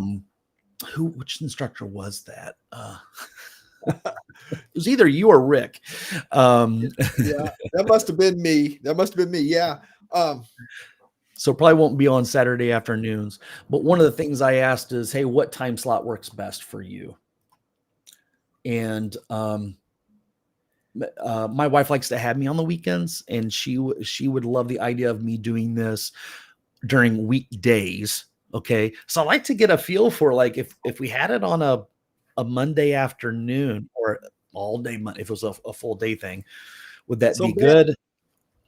Sorry. So Ben, think about this in a different way. I don't know what your job situation is, but many of us could say, well, you know what? This is part of my job, guys. So I've got a training thing this afternoon. So you could actually have a 2-hour window where you're actually getting paid from your company at the same time you're doing this. So I'm just kind of putting that out there. Maybe most of you guys are working for some place, and you can say, look, guys, I got to have a training afternoon here, so. Yeah. And maybe just a half a day is as much as you can get away from work, but you really do need it to be during the day. That's when people watch my YouTube videos, is Monday through Friday during working hours. So maybe we should only do like half days, maybe in the afternoon while people are nice and awake. I don't know. Maybe we could do some morning sessions, but we could have like a multi-part, like a 3-day long, just in the afternoons or something like that. So guys, this is just a new thing that we're planning on offering. So the more feedback that you give us, the more we'll be able to tailor it for you guys. Okay. Yep. And maybe I could convince Kurt on doing a Sunday afternoon, as somebody said the weekends work best. But please give us the feedback. So that's what we're gonna base our decisions on. And I saw. I could be talked into Sunday afternoons. Yeah, guys, this is another way, and it's it helps us keep the doors open and keep teaching. We're trying to come up with ways for us to help each other. Yeah. So one thing that people may not, and we don't ever talk about this. I'll just talk about it here, just in case anyone's upset with anything, okay, about what we're doing and actually charging for it. Some people may not realize the cost of everything that goes into everything that we provide. Okay. So I'm not even going to talk about all the equipment and the camera, the lighting and all this stuff. But I mean, some of the software that's required to make the business runs, if you add it all together, it's thousands of dollars every month, and right now this is what Kurt and I are doing full time. Okay. So Kurt, he's a grown man who's so supporting himself and I'm doing the same. And then we've got the business costs on top of that. So I'm not trying to get rich here, guys. I'm not trying to milk anybody, Yeah. In fact, I would, I'd love to do a lot more. Like, I've got a lot of free offering. Everything you see on YouTube pretty much is free. You've got, the community. I provide this for free. Every community that I have, and I've got 3 different communities I run dealing with Power Apps. Each one of them costs $99 a month. And I think that's cheap. This Restream service is, I think it's $50 a month, I think. But there's all these little things, and they all add up to the point where it's like, whoa, if I didn't charge for it, I wouldn't be able to do it. But you know what? You're right though. I do like the fact that we're not trying to buy a house on anybody's budget. You guys have enough people doing that. I mean, look at all the cost of training these days. It's just crazy. We're trying to create an alternative, and we're trying to create real world. So instead of just going out here and getting a piece of paper, we're trying to help people learn how to really do it so that you can actually program right next to us. How many of you guys have worked with people that have those certificates and they couldn't program their way out of a wet paper bag? But yet, we're trying to help you guys so that you guys can actually be that person that can actually get things done, Yeah, absolutely. Right? There's 2 kinds of people in this world: those that can get it done, those that can't. There's actually 3 kinds of people: those that can count and those that can't. So there we have it. That's funny. What I wanted to mention was guys, just let you know, we're not backing off of the personal pocket coaching. That's going on all the time. And our low price. Now, I did have an offer that included a laptop. That's still there if anybody wants it. I got more of a response out of this, so chances are everybody's got their own computer. If you don't have your own laptop, go do a search in the community for 747 or a video, Darren Neese 747, and includes almost everything that I offer along with a laptop for $747. If you don't need a laptop, you can get it here. Still, this annual payment link is still out here. The idea for getting bite-sized content from me and Kurt for the full year, 265 videos. The original price was $894. Okay, that's a lot of liability on our end. When you say, Kurt, that's almost like a part-time job. We have to create a video every single day that's nice and bite-sized, and it's actually easier to just drone on for an hour than it is to like, no, this needs it is. It really is. It's hard. For me, it's really hard. Professor Kurt here likes to go on and on and on and on. Hey, hold on. I love what Fonzie said here. To be fair, a paper bag would have a lot of variables. talking about my you couldn't program your way out of a wet paper bag. Some people can't, right? To be fair, a paper bag would have a lot of variables. That's good stuff, man. I like Fonzie. Ellie's got a lot of good comments today. So what I wanted to mention here, the only thing I wanted to show you guys, you can still get it at that low price, okay? And you might think, well, that's not a low price. That's a lot of money. And I would agree with you. That's more than $50, first of all. But you get my Jumpstart kit, okay? And a lot of people like that and tell me that I actually undercharge for that. That's my app template that I use for every project I do. The full ticketing system course, I was selling this for $1,000. That comes along with this price. You're getting bonuses on top of this. So you're getting 365 videos from me and Kurt for a full year, the full ticketing system, the file, the full ticketing system program, the MS app file, along with over 40 hours of training. And you get this says a half hour tutoring session. And we charge $250 for a one-on-one session. I want to just say that actually almost always turns into a 1 hour. Darren and I can't tutor anybody in a half hour. We end up doing an hour. There's been a lot of people do this PPC. I mean, I can't believe how many people have been wanting to do it. And it's just a big value. But then a lot of people do this. They book a call with us to do a tutoring session, and we can't get done in a half hour. we do it full hour. When I was looking at that, I was almost taken aback because I thought I changed it. I changed it here. So just to let you guys know, that will be a full hour one-on-one tutoring session with me and or Kurt. Okay. So that's all included in this. And I'm going to share that link with you guys. Okay. Somebody's asking about the Discord server. We do run a Discord server.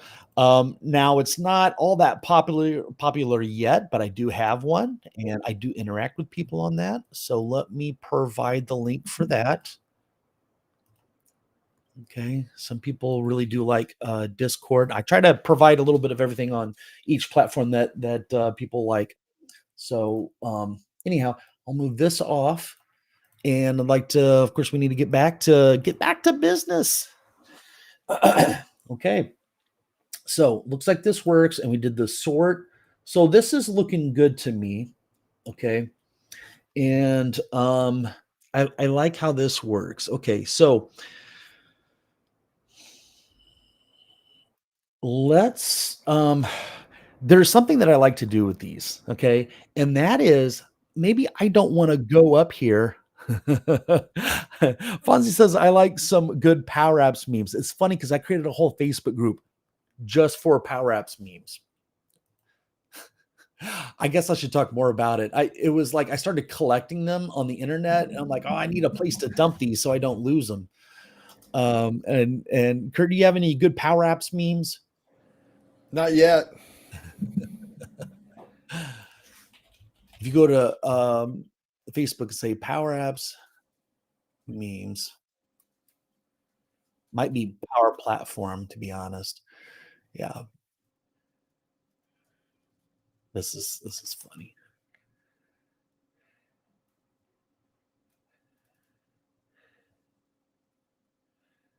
May the 4th, Revenge the 5th. This is the May. Oh, I did that on May 4th. Okay. Copilot, I am your father.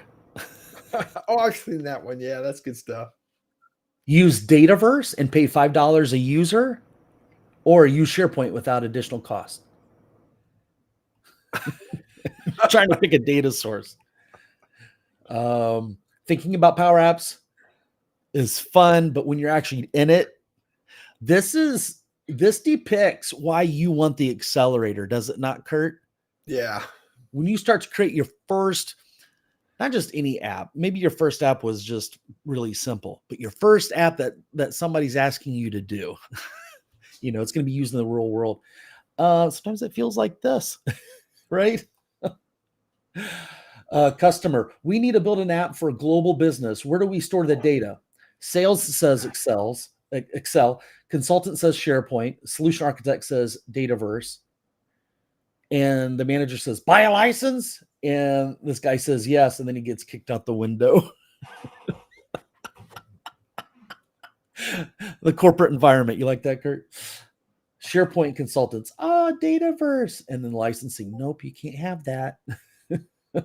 So anyway, look at me. I am the data source now. What's cool about Dataverse is that you can map in SQL Server tables, SharePoint lists, Excel. It's almost like having a data lake or something. What's a Power data? Platform so hot right now.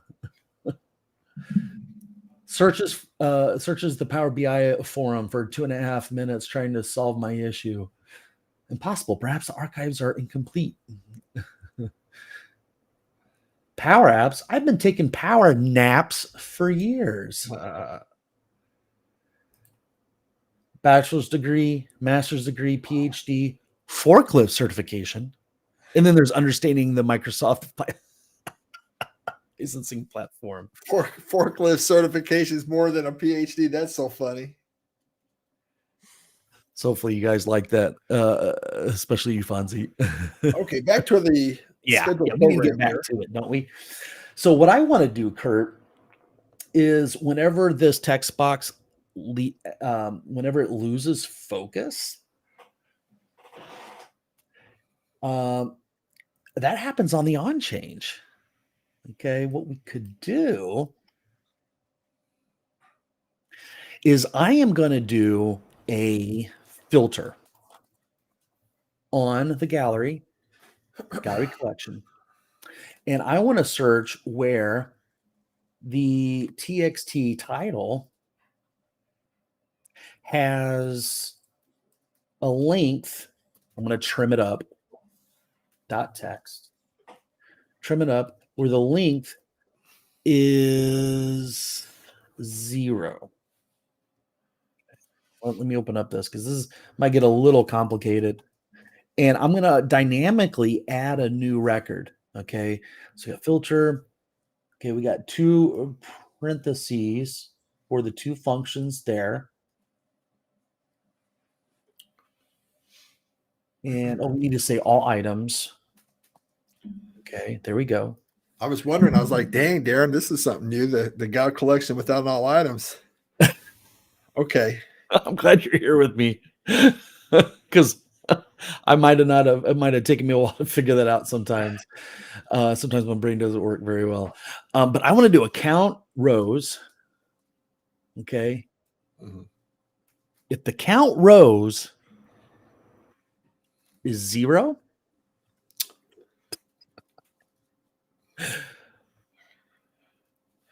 okay, so let's do some good intention here. Nope. Tab that. Okay. And what I want to do is say if. Okay.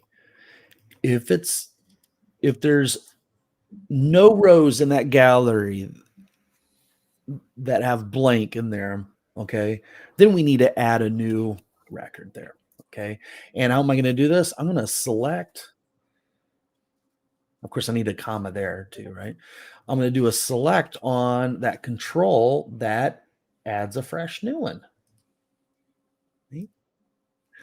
So that's almost like doing a procedure, right? It is. That's almost like a go-to statement, isn't it? Yeah. So I hear my Discord going crazy. Maybe I got a few people that have joined. So welcome, guys, to the Discord server.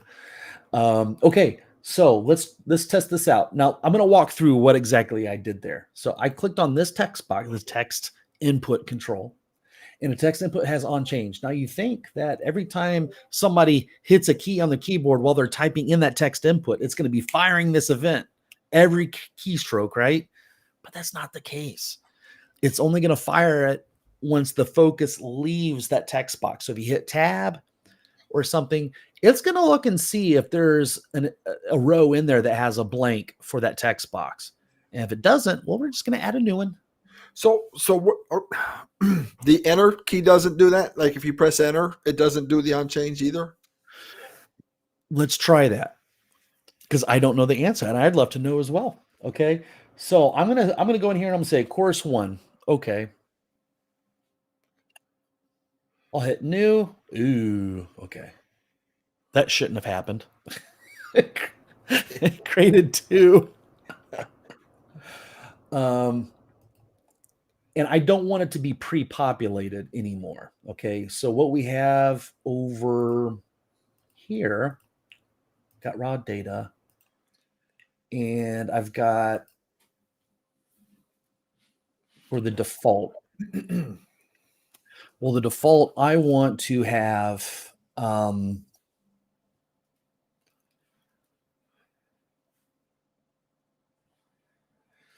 let's just say blank. Okay, we'll say blank there, and that will give us what we want. So we're not going to do anything here. Maybe in the hint text, I could say course 001 or something like that. And I see Amber. Good morning to you, Amber. Okay, so I'm going to reset. I'm going to create this collection, and this is a blank here. Now, if I hit enter, nothing happens. If I hit tab, nothing happens. But I haven't changed anything yet. Okay, Right. So if I say 001, I'm gonna hit enter. Yes. You like that? I do. Now, if I hit tab, oh, it just takes me right down to the next one. But the key is that something has to change, though. A value has to change. I like this. This is so cool. The on-change fires. It checks the on-change. It checks, and then it based on a tab and a key press, it'll go look to see if a value's changed, and it won't fire. So really, there's two values going. I really wish that Power Apps listen to me, Microsoft. Please hear me. I really wish that they would create a key press event, an on key press event, because then you would have 100% control over everything that's going into that text input box. You know. Do you know that there's a workaround to do just that? And maybe I do, maybe I don't. So we need to digress a little bit here. Okay. We have to. We must, because I got to make sure I don't. Maybe I already know this, but maybe I don't. So what you do is you add a slider. Oh my goodness. You add a slider. What does the slider do? It looks at this text box. Okay. What's the default value? The default value is the length. That's the value. I see it. Nice. Okay. Well, I'll tell you what, that's creative, Darren. Well, you get points for that. I'm gonna have to give you extra points for that. When did you take my class back in the 90s, right? So I'm gonna have to give you extra points for that class that you were taking. Yeah, that might bump you up a letter grade. Transcript and everything. That might bump up your letter grade. Okay, so this label, I'm going to have it look at a loc chars. Okay, the amount of chars there. Now that hasn't been created yet, but on the slider, I could go into the on change, and I could say update context. Oh, I thought it was going to help me. That's an awful lot of work for a key press event there. It's an awful lot of work. Experience is what you get when you don't get what you want. I'm going to go over and grab that. I was actually thinking a lot of practice typing is what you get when you don't get what you want. Okay, I'm going to go in here and I'm going to type in, well, this is sort of weird. There's already characters in there, right? And why hasn't, well, maybe it is, I should probably, okay, here's what I need to do. For this thing up here, I'm going to say slider. I don't know if it's slider 1. It's actually slider 2. Look at that. Slider 2 dot value. Okay. So I am going to put up there. Okay. Now you wanted an on change event. On key press event. Key press. Now, can you tell what key's been pressed at that point? Can you capture the key press? Sure. Because that's what the on key press event does, is it captures the key press. And it gives you the ASCII value of it. Yeah. You probably not going to like what I'm going to do here. Well, I mean, it's something that's different than not having anything at all. You see there's an E there. 1, 2, 3. So it's giving us it's going to give us the last character there. Now I could go back over here before the D and hit a dot, dot, dot, dot, dot, and it's not going to put a dot here. So what you need to do is have another variable that you'll compare it, find out what the difference is, and display that one character difference. But at that point, I feel like we're digressing too much. Yeah, we are. But yeah, fine. okay. So there's something that there it is. But I still kind of stand on it, Microsoft. There, even though Darren's found this really cool workaround, I would really like to see an on key press event in your text input box. Yeah, it would be nice. Yeah, give us all the events, right? Right. And the return of that would have the ASCII value of the last key pressed. Yeah. Yeah, absolutely. Like having parameters being passed into events, that would be good. And Ben says, I love the exploration of this fine detail. Absolutely. Yeah. Fonzie says, this is exactly how development when it might work. Experience is what you get when you don't get what. Now, I didn't come up with that quote, but I made it profound. But he made it profound. Okay. So guys, we pretty much did this thing. Now we talked to someone named Aaron last week, right? Didn't we? 2 weeks ago. They needed to know how to do that. Dynamically add new blank rows. Now my question to you, Kurt, and the viewers, have we covered that? Is there anything that's related to that we also need to cover in this session? So can we go back again and do it one more time just to make sure? Because I want to see that we did it. Okay. So it's okay. Darren, I hit tab. Kurt, enter, and we'll say Ellie, enter, tab. Now, you just made me realize something, okay? When you were asking about hitting enter, Kurt, that is so important here. You know why? Because if I had just done user 1 and hit a tab, okay, it did create that row, just as I expected. But what has focus? The user 1 still does. No. Well, within window, like my caret, see the caret isn't blinking. Is it the caret or a cursor? I don't know. Okay. But you know how, like, if I were to click in here, I've got a blinking. Got it. Yeah. Okay. Caret or cursor, right? Yeah. Now, if I hit tab, now it's going to go down here. Let me say user 2, because I want you guys to realize something. If I hit tab, it did add the additional row. But do you see this thing in the upper right corner of my screen? It says close preview.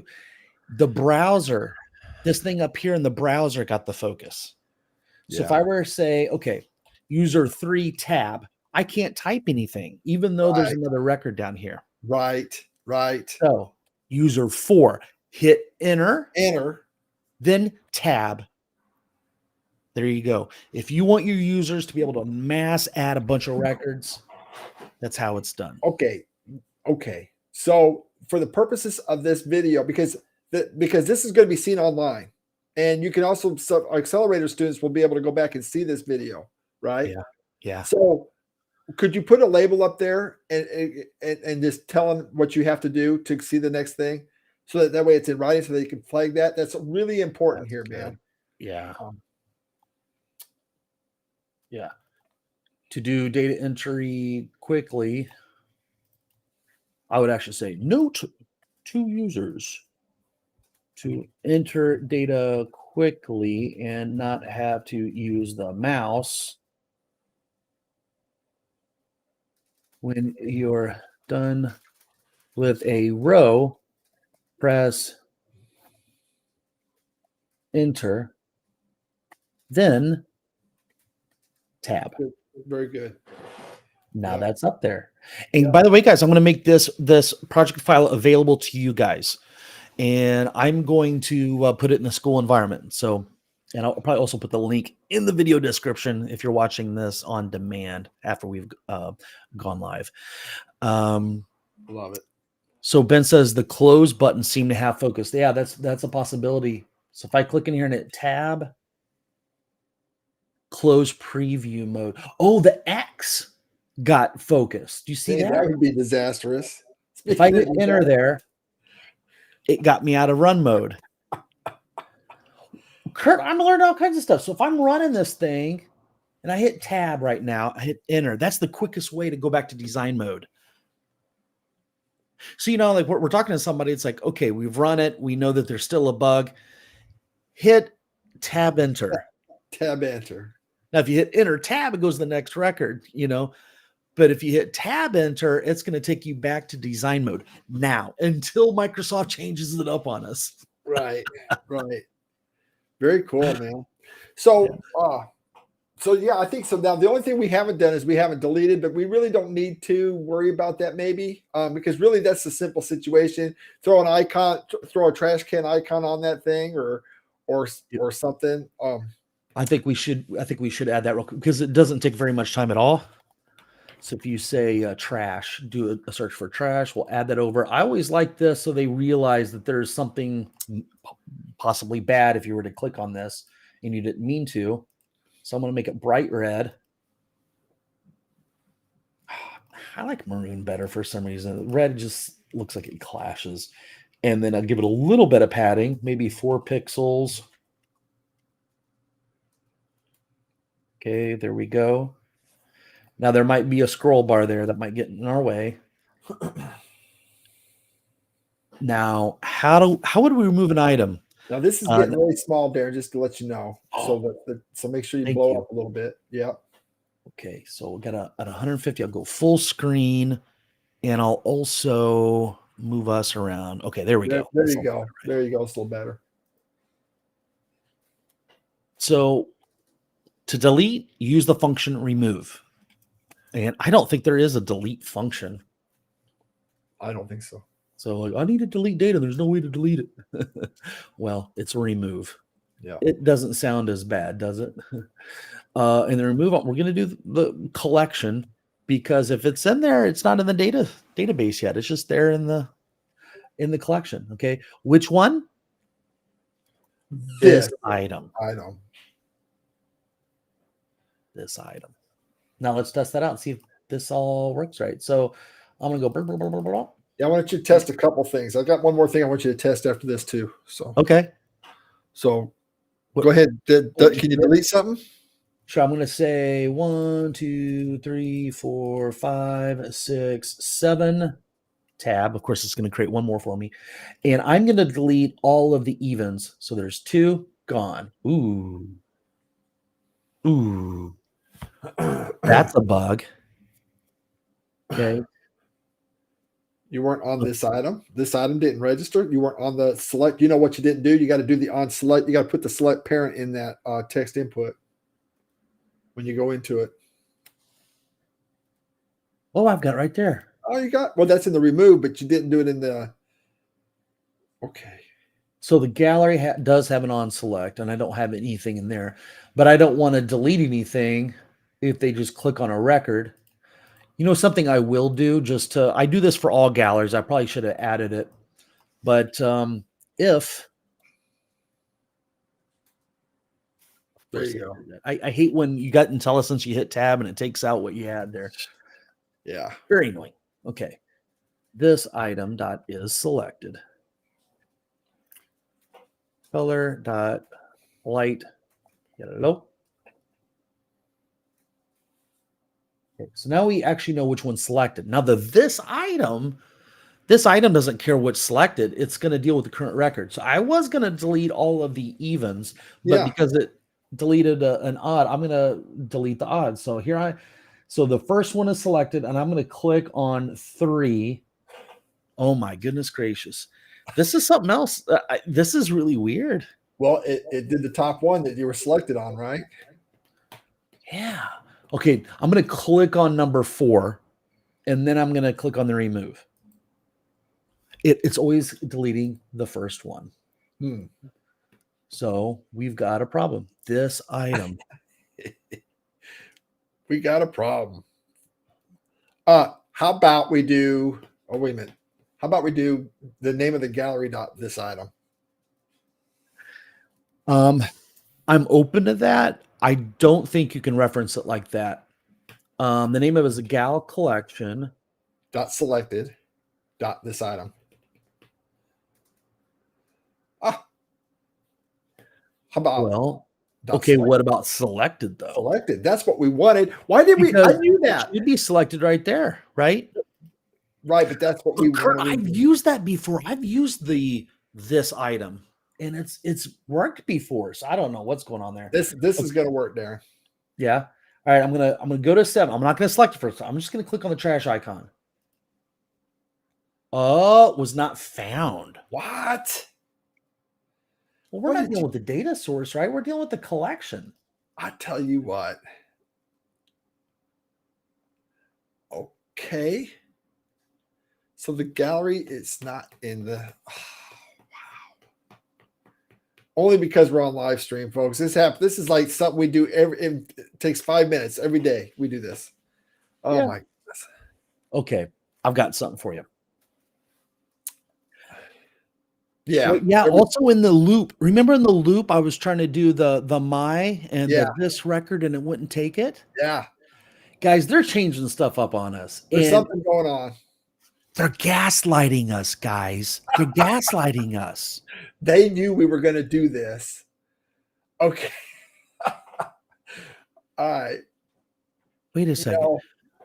This record instead of this item. Okay, well, I have to know. I have to know. So I'm going to try that out real quick. No, this record shouldn't matter. It shouldn't. I've never used this record, and I've worked this many times. So you know how I create a loop and I say as my, if you don't use an alias like that, you can use this record and you'll get at the existing. Who are you laughing at? Who's there? Shirley just got me give me lunch. Yeah. Oh, nice. Did Yeah. she cook me some lunch too? I'll be over right after this. Okay. I like her cooking. You're only 2 hours away. Only 2 hours, 2 states. 2 states like in 2 hours. 5 states. So we can't use this record in this context. No. This item is gallery, right? And this record is database. Do the lookup there. Go ahead. What? I was just going to say, do that lookup. Finish that lookup. I think that's going to work. So I just wanted to respond to Fonzie here. Here in this thing, if we didn't say as my, we could use this record here. And I was trying to use it up here in the second parameter. And for some reason, I think they've changed something in here. And the good thing that I used to write my code this way before, because now I can always fall back on this workaround. Okay. What I'm going to do is I'm going to do a lookup on this collection, and I'm going to get the exact one I want. The criteria is, well, we got GUIDs now in here. So I should be able to say something like this item.lbl GUID. Did I call my, it's LBL GUID. Okay. And it's not going to allow me to do that. No. What? Do the this item dot selected. Just try it right there in your lookup.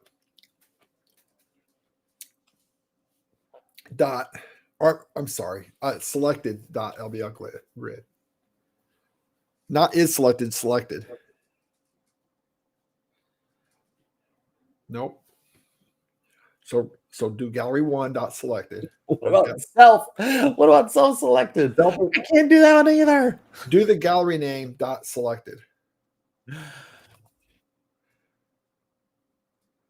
Man, I really don't like this code now. LBL GUID. There we go. Dot text. There you go. Okay. Now, what is the data type? The data type, I think it's called GUID. Okay, that should give us the record, guys. It should do it. The first way should have done it too, by the way. Just putting that out there. I think they switched things up on us. All right, I'm going to try to delete 6. And nothing happens, really. I'm going to try to delete 5. No. Okay, I'm going to click on it again. No. Well, this is a learning moment, huh, guys? I'm Googling this. Yeah, please do. This guy Shane has some really good videos. What's funny, sometimes people will email me and they say, Shane, I love your videos. And I'm like, Shane does have good videos, but I'm not Shane. Okay, so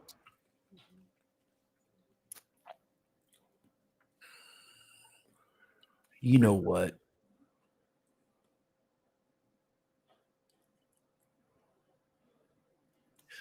I could do a remove if. Remove if, and this little thing becomes the criteria. Boy, it doesn't like that. No. You should just be able to remove the selected item. Oh, you could say in your criteria, put is selected, gallery dot is selected. Okay, I had remove it. I had the IF. The casing wasn't right. Okay, PowerFX is a There you case go. sensitive, so I'm gonna delete 7. Nothing.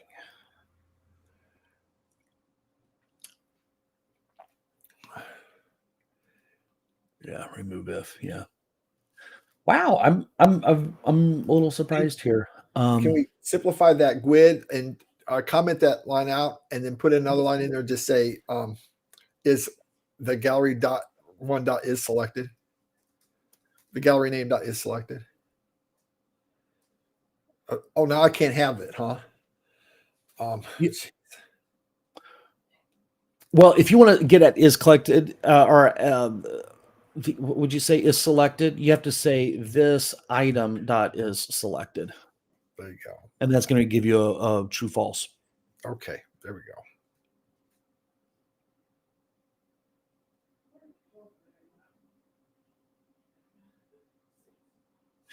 Yeah, so I see Fonzie what he said. Yeah, that's what I was using. So this is the data source.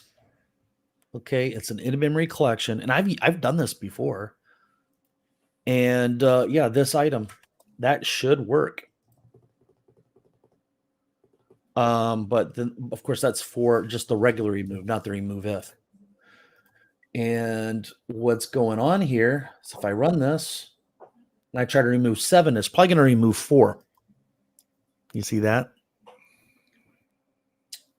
So I've got a 5, 6, 7, and I select this and go look at the data source. I should see 5, 6, 7 on the ID in the text.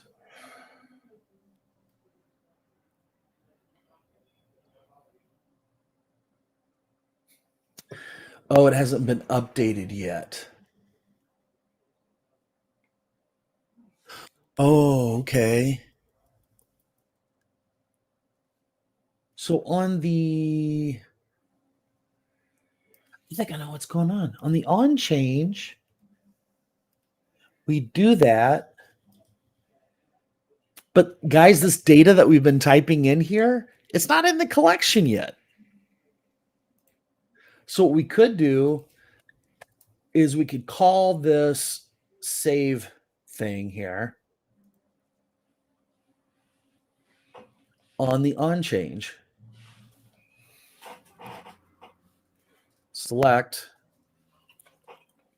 Okay. This makes sense. This makes sense now. Okay, I'm going to go in here and add a number 8. I'm going to go back over here to 5. Of course, it saves a lot and then removes it all. Is that way? I mean, it depends on what we want to do here. I mean, we didn't have to clear it out. But if it's saved, it goes in there, but maybe they needed to update it before they save it. Okay.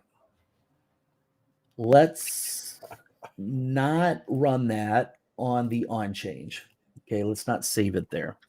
Let's work with this collection because that's what we need to do. Right back. Okay. I know what I need to do. here on this thing here, I do want to do a lookup. I want to do a lookup for the collection. Okay. And I want to say where the LBL GUID dot text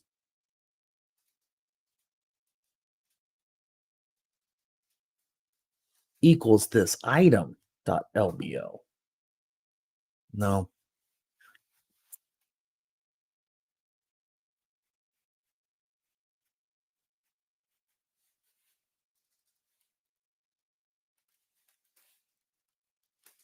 Update context.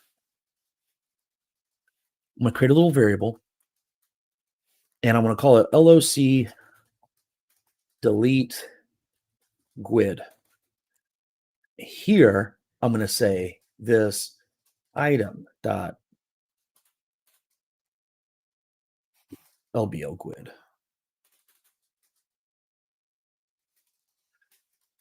LBL GUID dot text. Okay, so I'm going to use that. So,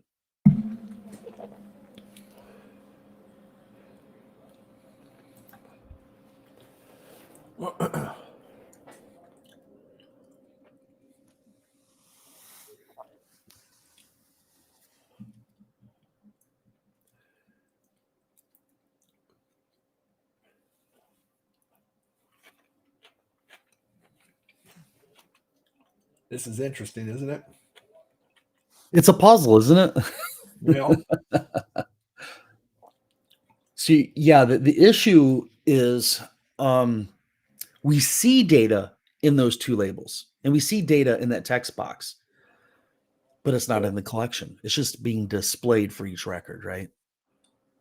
Now, when we save it, it does it saves it off. It saves it to the collection, then it saves off the database, and then it clears it out. So what I want to do is get at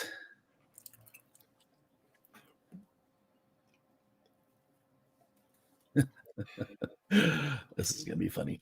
I'm gonna filter the gallery dot all items where the LBL GUID dot text equals my loc. Okay, but I'm only interested in the first one. Yep. And it should only be one as well. But this remove is looking for a single record. Okay. Now, how do you guys like this for low code, no code? Huh? How do you like this? So this is, I'm telling you, you have to do this more times than not. Many of you guys already know that. But, when they say, this is a low code, no code, boy, I tell you what, that's a marketing tool. It's a marketing tool to keep programmers in jobs. All right, let's test this out. Let's make sure. Okay, so I've got one tab. Okay, I gotta make sure I click in there. Okay, 2 enter tab, 3 enter tab, 4 enter tab. Okay, 5 enter tab. So we got 5. All right, there's 2, and we got a GUID over there. Delete 2. Oh, Okay. the record wasn't found. Wasn't in there yet.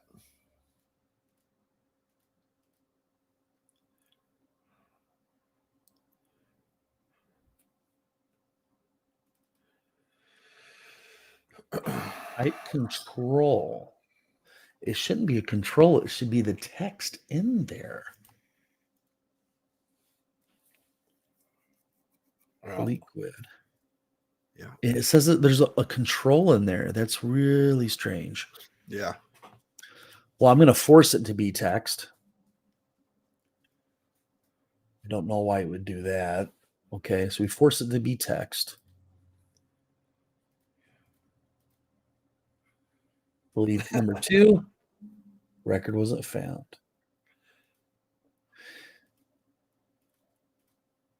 Ben says the meme of different error message comes to mind right about now. Yeah, exactly. Or the meme, it works fine on my machine. Your problem. All right, so we are making progress here. So if I select this local variable, it says to CA. Okay, so okay, so it's looking at the very first one. Okay, so it should be deleting the very first one, and there's the label text to CA. Okay, so that should line up fine. And then I said, just give me the first one. So if I do a count on this, so if I added a label to this screen, I put it at the, well, I can put it inside there. Add a label, okay, and I put this down here, and I say count rows for that. Look at what I got. I got a 1, and you know, if I'm doing the first, I should get 1. Okay, so that's the one I'm going to delete.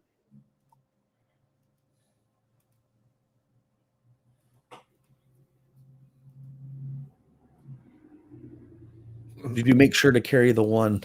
I always forget to do that in life. You know, it's kind of like, you know, when you got to drive over to the next town and you didn't fill up with gas before it was on E, and you ran out of gas. You go, should have carried the 1. Should have carried the 1. So we're doing a filter there where these things line up. AAFE. Yeah, so we're getting a record here. Okay.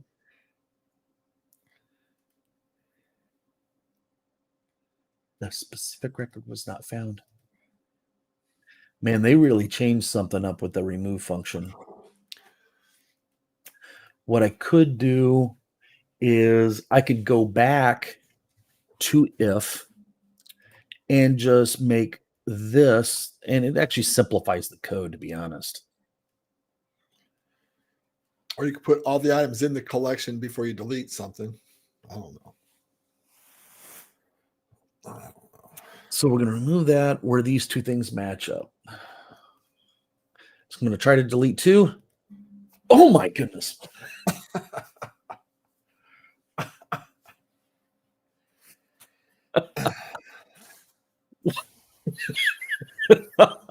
the funniest thing. That's something. 1, 2, 3. Enter. Oh my goodness. That made my blood pressure go up. All right.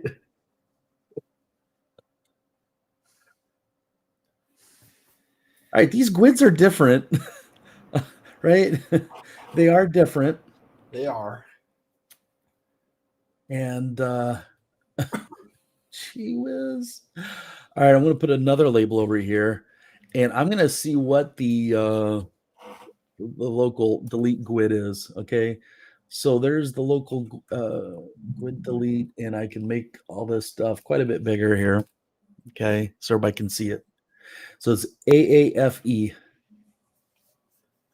which is not one of these yet, by the way.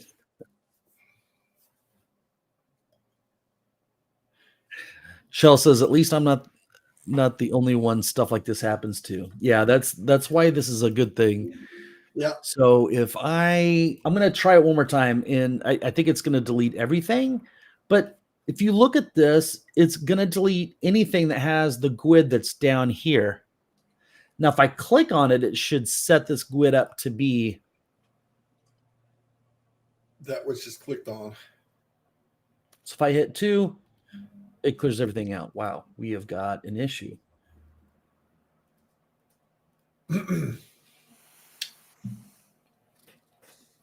Okay, what I think I'm going to do is I'm going to, on the click event, I want to do something like this right here. I'll cut it out of there, and I'll put this thing on the on select for the record. Okay. So if I try to click 2, it's going to select that record, update the local variable, and nothing happened. I'm going to try to click on it again.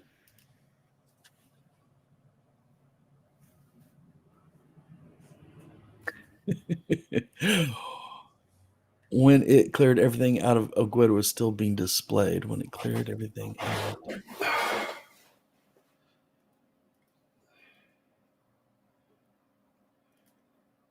So the first time I click it, it puts the thing in there.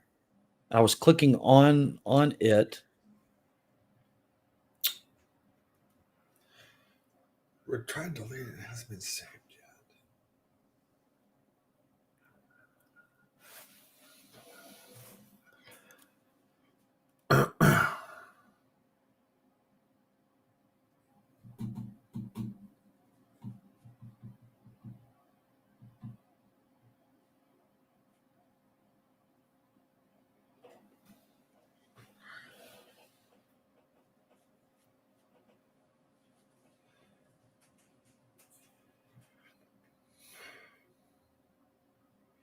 Fonzie says, I think we need to remove it from the gallery, not the collection. Well, it's bound to the collection. And I don't know. I don't think that would work.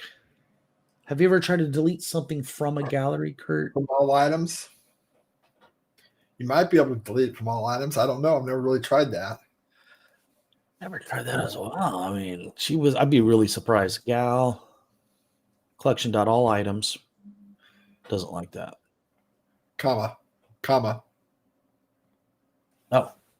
Oh. Nope.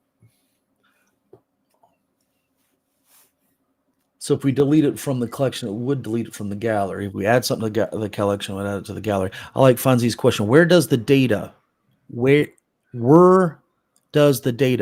are seeing reside if not in a collection? It's just residing in controls. They're in these labels. So the gallery collection has these labels set up there. And it just repeats that first control. He's got that text, or not label. I said label. The text input box. That text input's got like 4 different text inputs. It's just sitting in that. So to get at that, we have to use the gallery. So somebody said gallery, and I think we've tried this, right? Do not remove on the collection, the one that's selected. Okay, so I'm going to run it. And I'm going to say 1, 2, 3, just so we know what's going on here. Okay.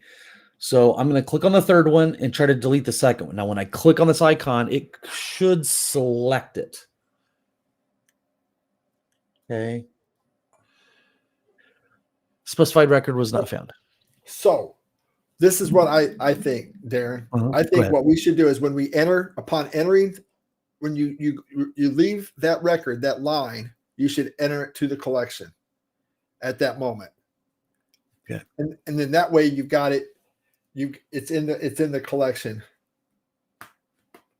Okay.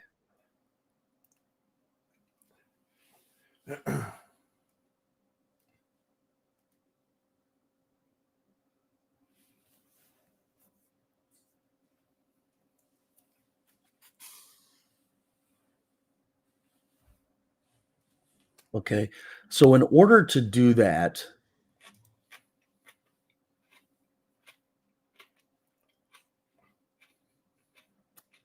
do we want to bind that to the on change event for the text box? Yeah, just do a simple collect on that. Well, all those rows are in the collection. They just haven't been updated. Right. So Just got to patch it. Just got to patch it in the on change. Okay. So what we're going to do here is we're going to patch. Okay. The collection. Second parameter patch. Well, we want this item. Mm-hmm. That's the record we want to update. And then we need to do the curly brace thing here. And what we'll do is we will say title. Of course, I'm going to need to go copy. Yeah. The stuff right here. there. That right there.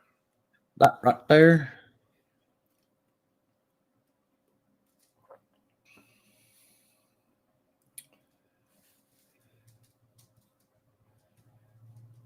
What?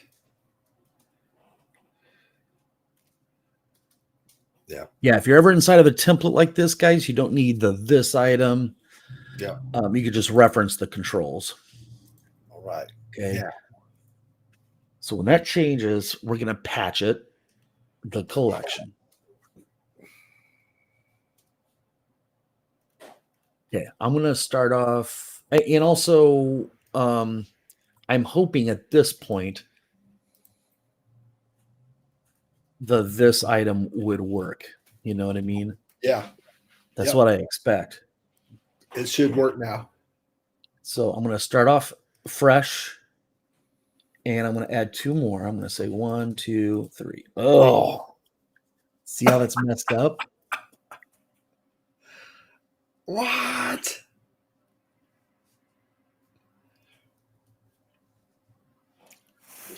This is interesting, man. Now, if I change this, 11, 12, 2, 2, 3, 3, it just keeps adding them, Kurt.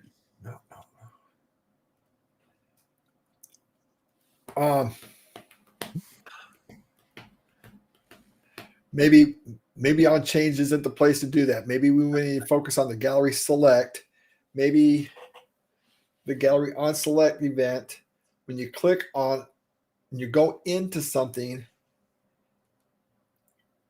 we need to save everything that's in that gallery.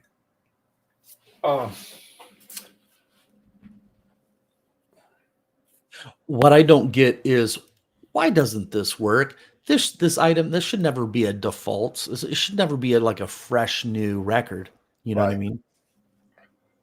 Okay, what's maybe happening is you're doing a select ICO new row.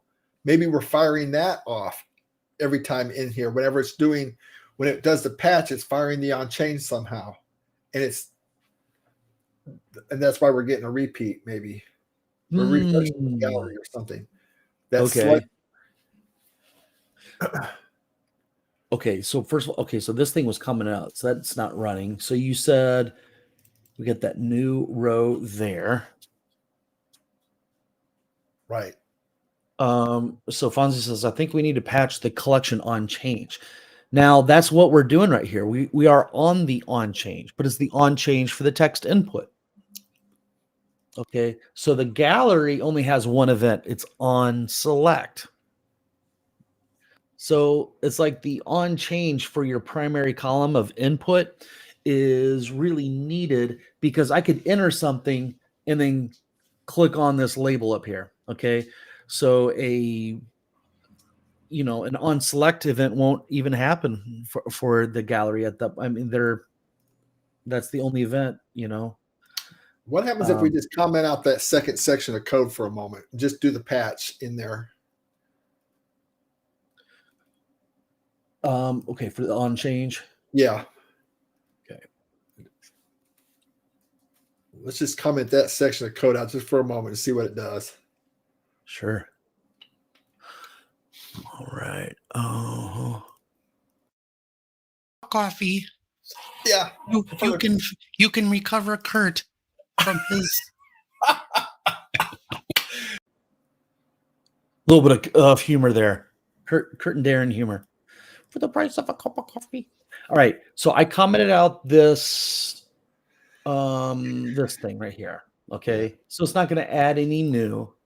It's just going to patch it. That's it. Yep. Let's just see what it does. Now I'm going to start from scratch. Of course. Okay. There's 1. Oh. 2. 3. Okay, we got something else firing then here. We've got something else firing. On select, what are you doing? Something's firing. Well, if I go in here and change, I put 33 and then I just click on something else.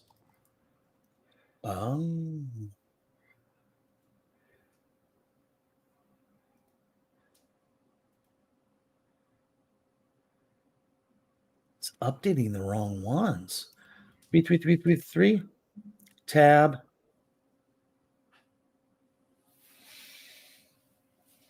Okay. 11111.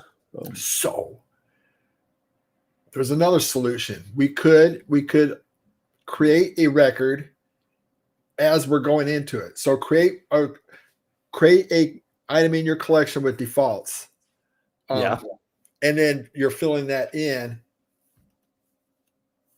instead of the patch on the on-change. So when you create the new record, you're actually in the collection. You know what I think we should do? We're creating a new record.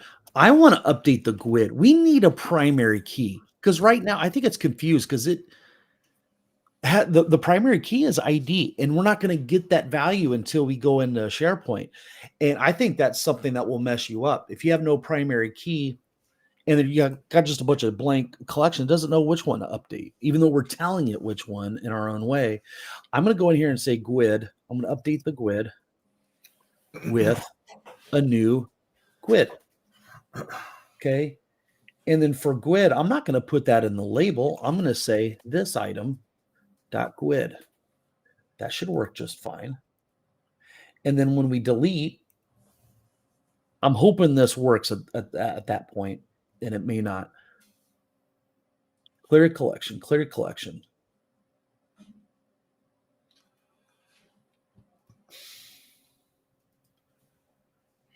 Doing a collect. Here we do a clear collect, and then we do a select on the icon new row. Then I go over here to new row, icon new row, and the code just does it adds one to it. Okay. So if I hit clear, this clear isn't. Does that have a clear or a clear collect over there on that? It should be clear collect, and that's by design. Okay, but then you're going to go over here to the other select, and you're going to do another collect. That's going to add another row right there.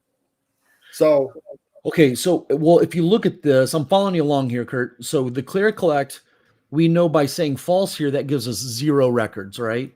Oh, right. We just have schema. Right. And then we go over here, and we're just doing a single collect. So we should only have 1 record when we click on that button now. So what's it giving us on that filter false? Maybe he's putting a record in there, man. Okay. I'm going to comment that out and see what we get now. Man, we are down a rabbit hole. And guys, this is how debugging is. It's like you've got to fix, but the fix has got a bug, and then you got to fix to that. And that it's like a Rubik's Cube. You're like, oh, I'm going to turn the Rubik's Cube this way, and I'll get all the side red, but then you messed up all the other two, the other sides that you had. I'll hit the button. Now we've got no records. Nothing. So you either get 2 records or no records. But there is a collection there, and it's got the schema. Now I'm going to click on this button. Now we've got 2 records.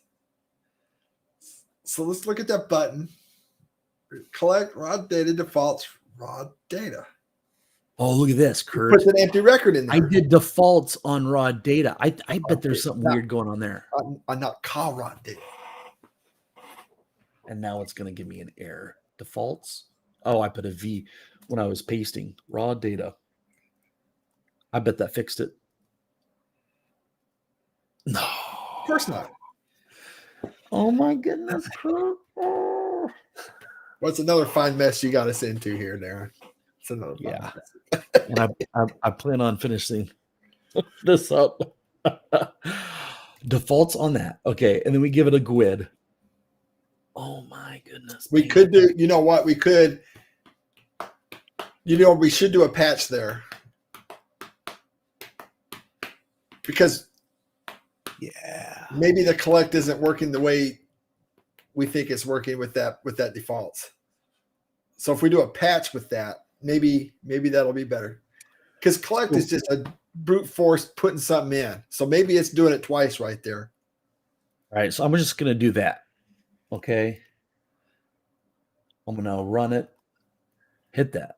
Hit this once. All right. I'm going to patch. Now I'm going to patch that one. How do I patch that one? You got your hand up, or are you? Oh, no. I'm saying, get him, Darren. Say, giddy up. Giddy up, Ellie. Giddy up, Ellie. Kurt, someone might say this is the Ellie show. and I welcome that. Today has been dedicated to Ellie. If you're still here, Ellie, I think she's here. It's been quiet. So she gave me a compliment on my blue eyes. All right, so moving on. All right, so we got the one. Now, how do we? Okay, I need a reference to that item, right? So get this, Kurt. I'm gonna say update context, and I'm gonna say curly braces, and I'm gonna say loc new row. And that new row is going to be the defaults. Okay. I like it. Now I'm going to put that there. Now I can patch the call raw data. What record? My variable. Yep. Now what are we going to do? We're going to say GUID equals a new GUID.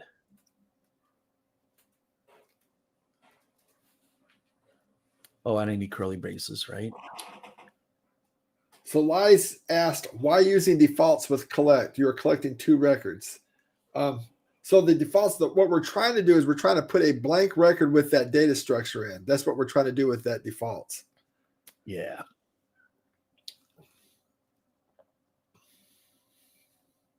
Okay. Rate of collection.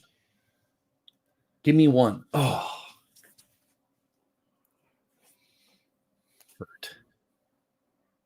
All right, let's do this. Do it without, since here's the other thing.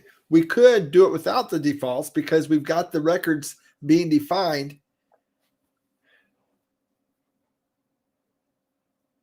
We could just say collect and then just put that whatever you want in that curly bracket up there. But you want a blank record, man. That's, well,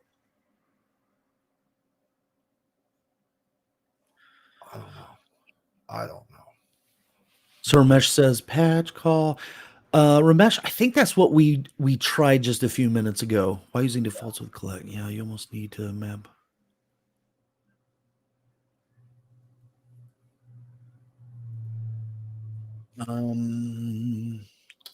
I wonder if I patched the last one that was entered into that collection, and I want to update that. That should do it, right? Start over, add one. Oh my goodness gracious. So to answer your question, why collect and patch both? The reason why is because what he's doing, if you look at the gallery there, he's got several fields across there.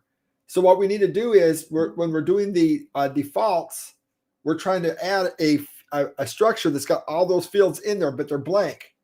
And then he patches. So that's what he does the first thing.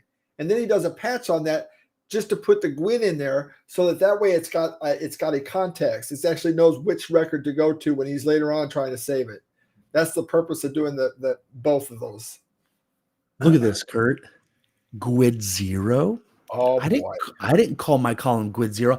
I bet you that every SharePoint list has got like a little hidden column called GUID. I bet it does. So let's rename it. You're going to try to tell me that this is all because of that. But we can't. We you know how we hate to rename fields, right?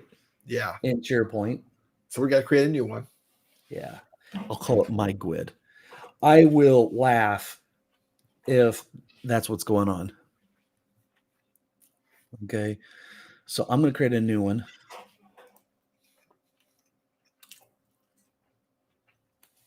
Say my GUID. It's going to be single line of text. Okay, so we've got that. I need to go over here and refresh. Boy, hour just for that. If that solves, I hope it doesn't, because I'll just be angry about that. We got bit by SharePoint yet again. SharePoint should say, "Hey, you can't name it that," and not try to create some weird one underneath the scenes, right? But they do that. I have been bit by them so many times.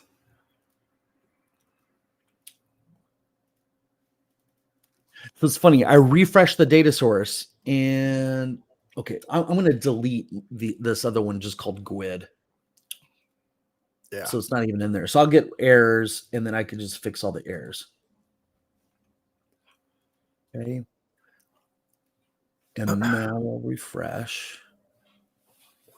Well, hopefully you guys are learning some troubleshoot stuff. Uh-huh. Yeah, we got some things to fix here. Look at that GUID 0. Isn't that funny? Wow. Hi, GUID. Patch. What's wrong with the patch? Invalid arguments. Sort. That date time stamp has probably got some kind of a variable name with it. Get the length of my GUID. There you go there. Okay. And I think that's just temporarily broken because Maybe. I need to rerun this to get the, there we go. Oh, now we only got one. Okay. So if I Well. hit that and then 1, no, we still got 2. What's wrong with the save? Let's play that patch. Oh, GUID 0. Oh my goodness, Kurt. Okay. I'm going to say GUID 0. And I'm going to replace 2. There were 2 other places that said GUID 0.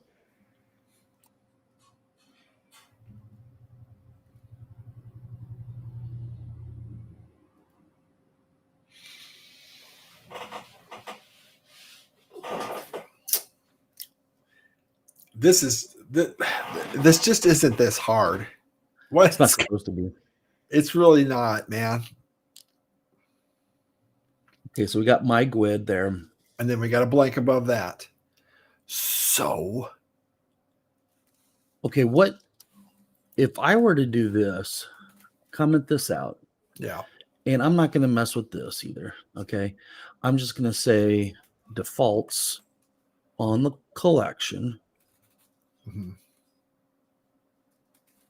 Then I should be able to say my GUID. Like, where's my IntelliSense at? Now, I've never seen collect work like that before. But maybe it does. Okay. Yeah. Here we go. And then here we're going to say GUID.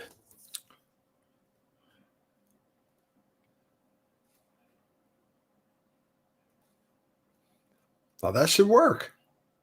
There it is. There it is. Oh my goodness.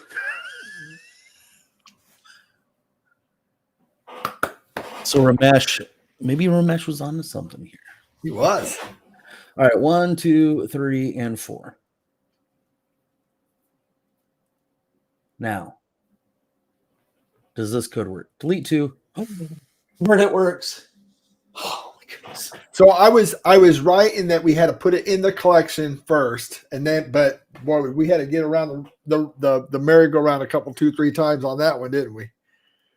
So what I suggest we do, first of all, for you guys that are watching this, we're not done yet with this but we're done for today. But I think next week we need to finish up some more of this thing. There's a lot more to go, but before we do that, maybe tomorrow, maybe next week, Darren. This is what I wanted. I said all that to ask you this. Mm-hmm. Maybe we can go ahead and just kind of review what we did here, just so that, and review the code and lay it out so that people can kind of see it, because we got kind of choppy in that whole thing, right? Trying to solve it, Mm-hmm. you know. Mm-hmm. Phew. Now we haven't saved it to the database, so let's try out this 1.3. Okay. Hit save. Well, that didn't look good. That did not look good. So I want to put the code back in there. Okay, so we've got this clear collect. I want that thing to be selected. Okay. Yeah. Yeah. Clear collect. We have 1. I'll create a second. So I'll say 1, 2. Now if I hit tab, it should have created a third one for me. Did we comment out that code? We did. We did. Okay. let's make sure we actually have for the stuff that we've done so far. It's pretty much bug free before I upload the document stuff. Sure. Yeah. So we got 1 and then 2.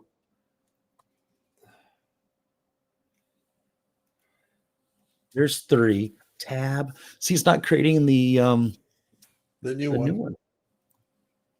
Let's see what's going on there.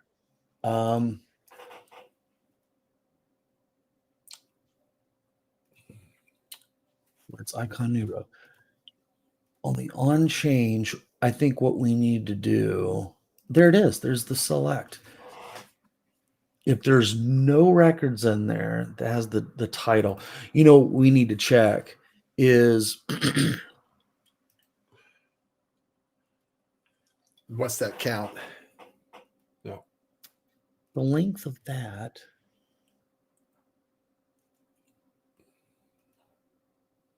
There are no records where there's a blank item. So it should be doing that. There it finally happened. Hmm. So now I say 22. It has changed. I hit tab. But okay, this makes sense because there is at least one in here that has a blank for this text. Okay. So I'm going to say 44. Tab. Tab, tab, tab, tab, tab, tab, tab. It's like it didn't fire the change event for that thing. 4, 3, 2, 1. Press that when you. What? 1 tab. Well, now we actually have that. Okay, so I'll go back up here. 1 tab. So it's like the on change event is only occurring on this first record now.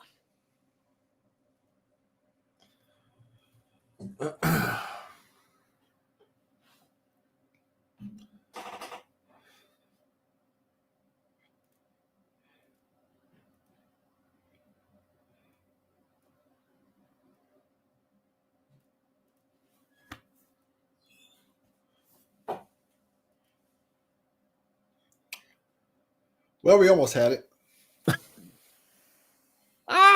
Guys, this is where you like 5 minutes ago to like, all right, boss, it's done. Or you sit off and you're like, I got a torque. And they go in there like, no, it doesn't. They'll find another bug. Okay, so Ben says it started tabbing through the side menu. Okay. And okay, so if I say 6 and I hit tab, the on change event, you see it says close. So the focus went up here, but the on change should have happened right there. Yeah. Okay. So what I'm going to do here to how to debug something is say, well, first of all, did it happen? So I'll say notify. I'm sorry, Darren. If you press enter, does it change? Did you try the enter key? I'll try that in a second. Just changed. Okay. And I'm going to say 6 tab just changed. I'm going to go 5. I'm going to say 55. And now I'm going to hit enter. Just changed. We should be getting a new record there. Okay.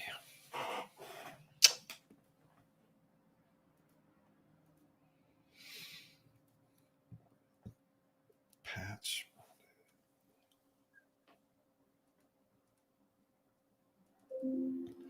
That's on select. So this code should be working. So I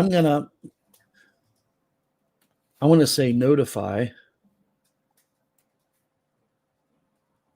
and say icon just selected.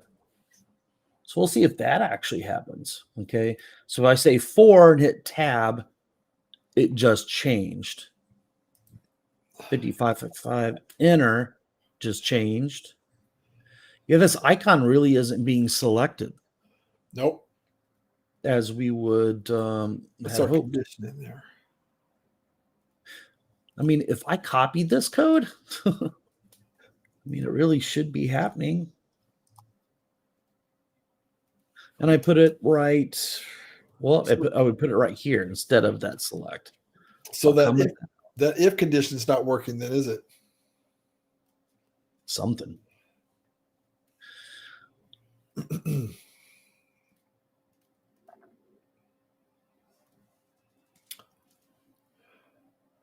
Just changed. If I hit the button, it creates one. Isn't that weird? I question your condition in the on change. Have notify function there to debug. Okay, very good. Could do that. And what I could do here is do an else block and say notify. I'm here. Else block.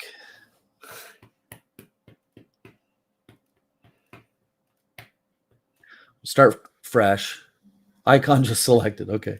1, enter.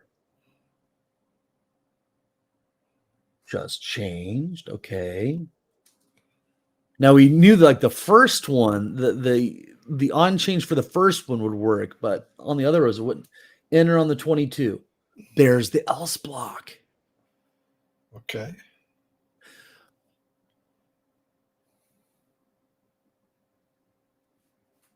Yeah, so you're right there, Ramesh. So we're hitting. Why are we hitting the else block?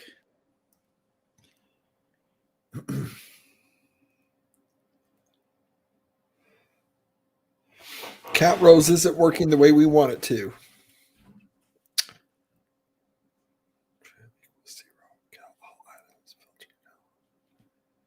Filter gone. Yeah, you're right. Or the filter isn't. Well, let's do it. Can we find a way to find out what count rows is every time it comes through? Yeah, could actually. Yeah. In fact, I'll put that right there. I'll be right back. Oh.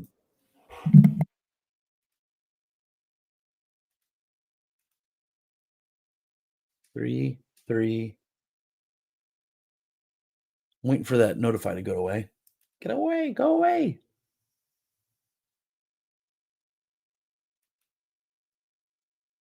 Tab.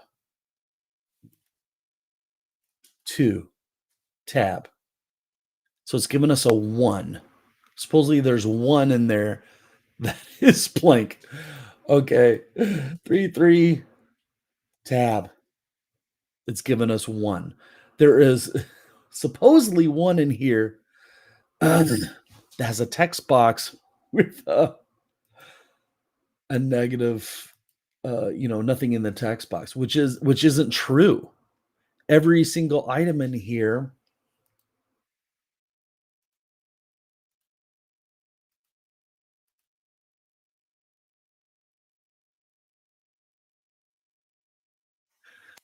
So why are we getting a 1?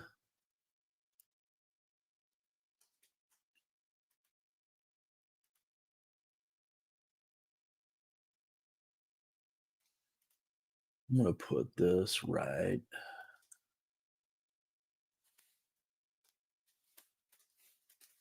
Yeah, rows.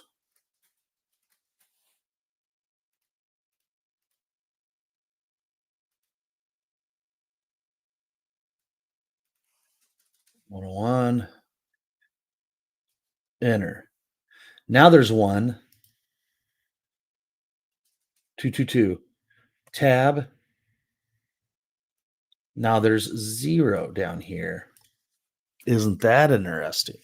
Okay. I think for a split second it says 1. I think that's what's going on. Well, and it makes sense because on the first one, there's 0 records where it's blank. So it does work that first time. Now the second time says there's 0.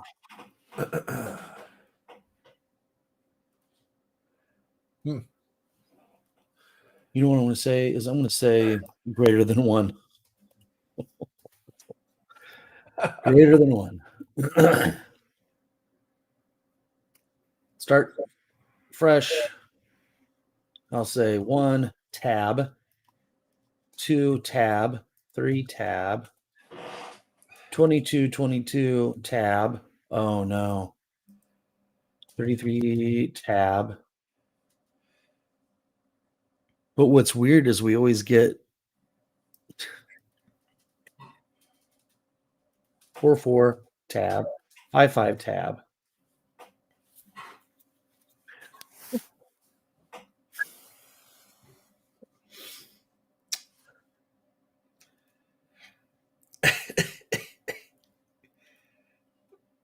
Life being a developer is hard because this is where you wouldn't be able to sleep at night.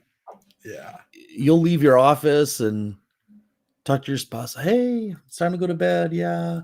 What's wrong? Oh, I didn't fix a problem. Or, your mind is like, it's like a puzzle. It wants to figure it out. And I don't like saying, right. So Ramesh, the idea behind having the condition inside that filter is that you want to check to see how many records you have. We're looking for blank records. So if somebody's got like a blank record up there that they're editing, we're going to assume that they're trying to get to that. But if there's nothing out there that's empty, we need to add a record. Yeah. Otherwise, every time they press enter, it's going to. Okay, I just tried something different here. So on the first one, change. Okay, that works. 2 change, it works. 3 change, it works. Now I'm going to go back up. 2 change. Okay, looks like that works. Woo, oh no. I thought you had it, Darren.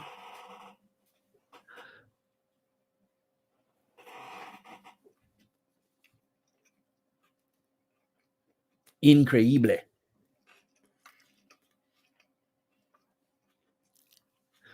What is going on?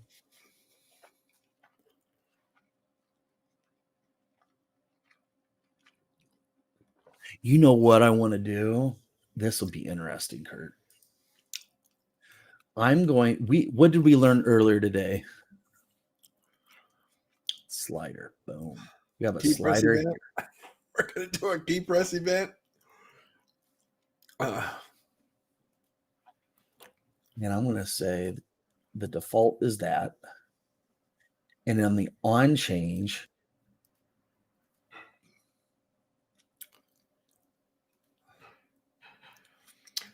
That's a good point, Ramesh. Because we were doing that. We just shifted things to the collection. We haven't shifted the filter. What about if we check the collection instead of the gallery? if you check the collection isn't going to have it until we hit the save button at the top of the screen. That's why we can't do that. Okay.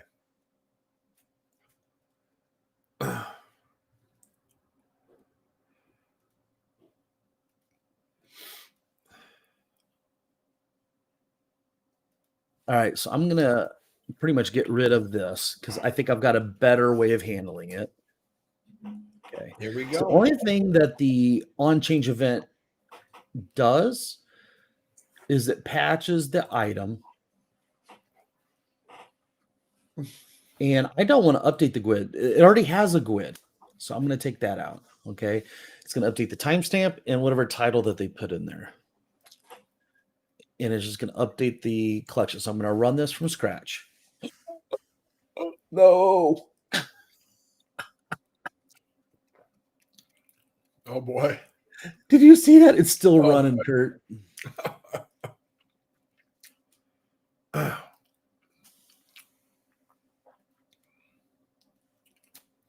All right. The max is going to be 10.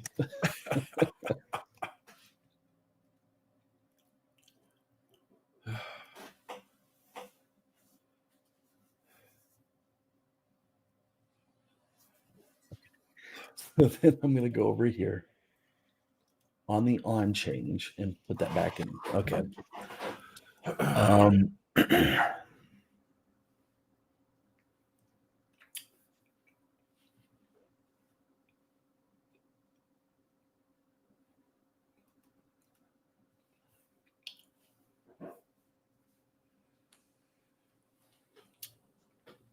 And then if it's more than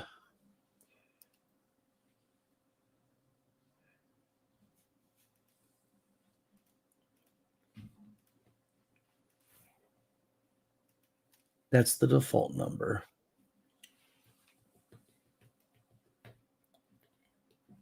And then what I'm going to do is I'm going to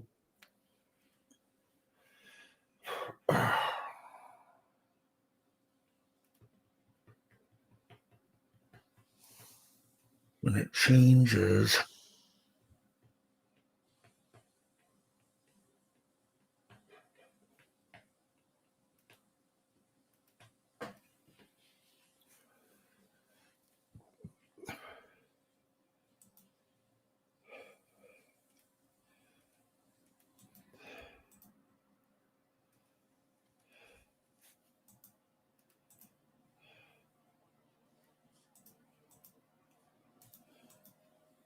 unchange.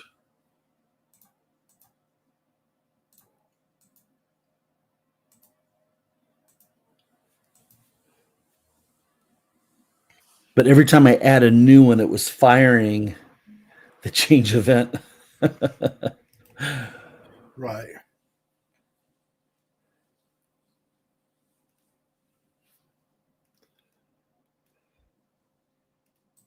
So,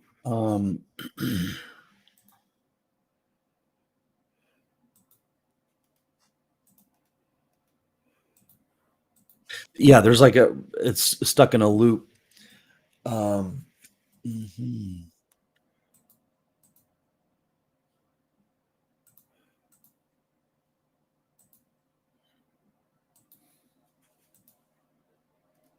What I could do over here is I could look at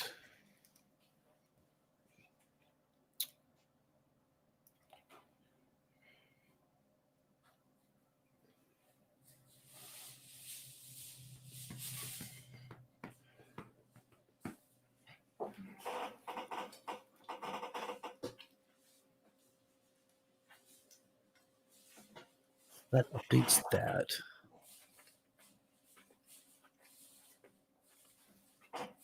Okay, I've got an idea, which is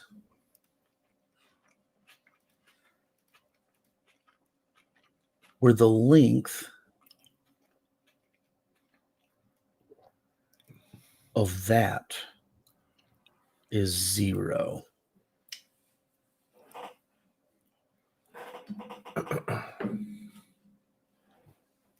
Start. Ben says Kurt is giving me the munchies. I've been so hungry for about. I got this great big mushroom Swiss cheeseburger thing given to me about an hour ago, and it's just been taunting me. All right, I'm going to cut that out because it's still caught in a loop. Okay.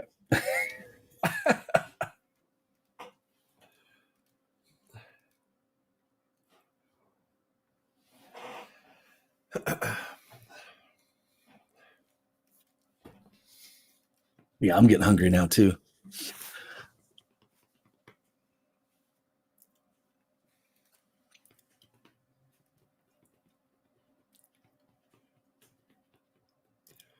We were doing so good until I said, "Well, let's do a remove," and that's just all.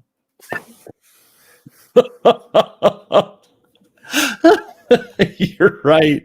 It's all your fault, Kurt. Not everything's your fault, but when it's your fault, it's really my fault. Yeah. Shame. Same. Shame. Had to do the remove, didn't you, Kurt? Just had to do the remove. Yeah.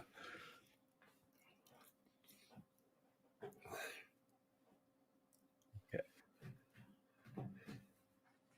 So we have 186 items in our collection.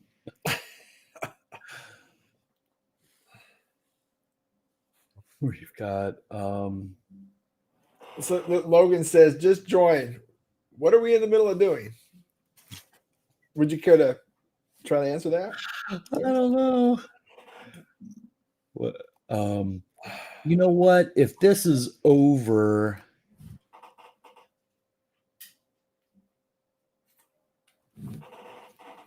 in this patch statement, if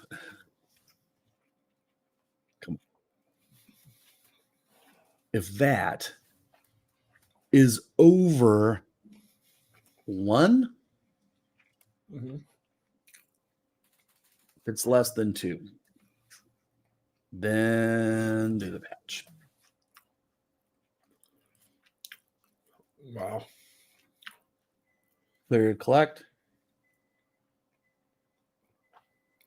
1 1 2 2 3 3 5 5. Okay, so it's good. Oh, But there's like an extra one, isn't there? I'm okay with the extra one if it's consistent. The It's error- users won't like it though. the users won't like it. You know, the users or the stakeholders, somebody. You just let them know when they say, "Hey, there's a problem." You say, "No, that's a feature. That's a feature." That's what you tell them while you're working on it. Hmm. And then, all right. So I'm starting scratch. We just have 1, and I'm going to say 1. Okay. Now I'm going to hit tab. Okay. We got a second one. Okay. 2, tab, 3, tab. All right. Now I'm going to go back to 2. I'm going to say 22, tab. Oh, Kurt, I think it's done.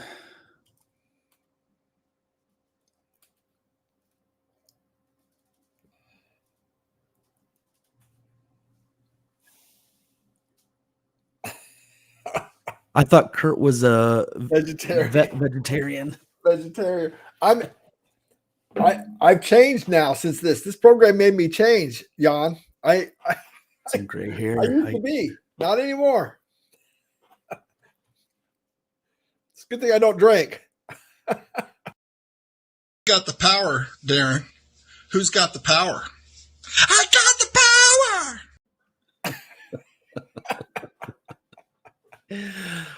All right, guys. Well, I hope to see you guys over in the community, and I'm just gonna pop this up here. And so we've got dynamic adding a blank rows. Inline editing isn't far off. Nope. I mean, we're sort of doing inline editing right here. We got the text box. We have an on change that does what? It does a patch on the collection. Yeah.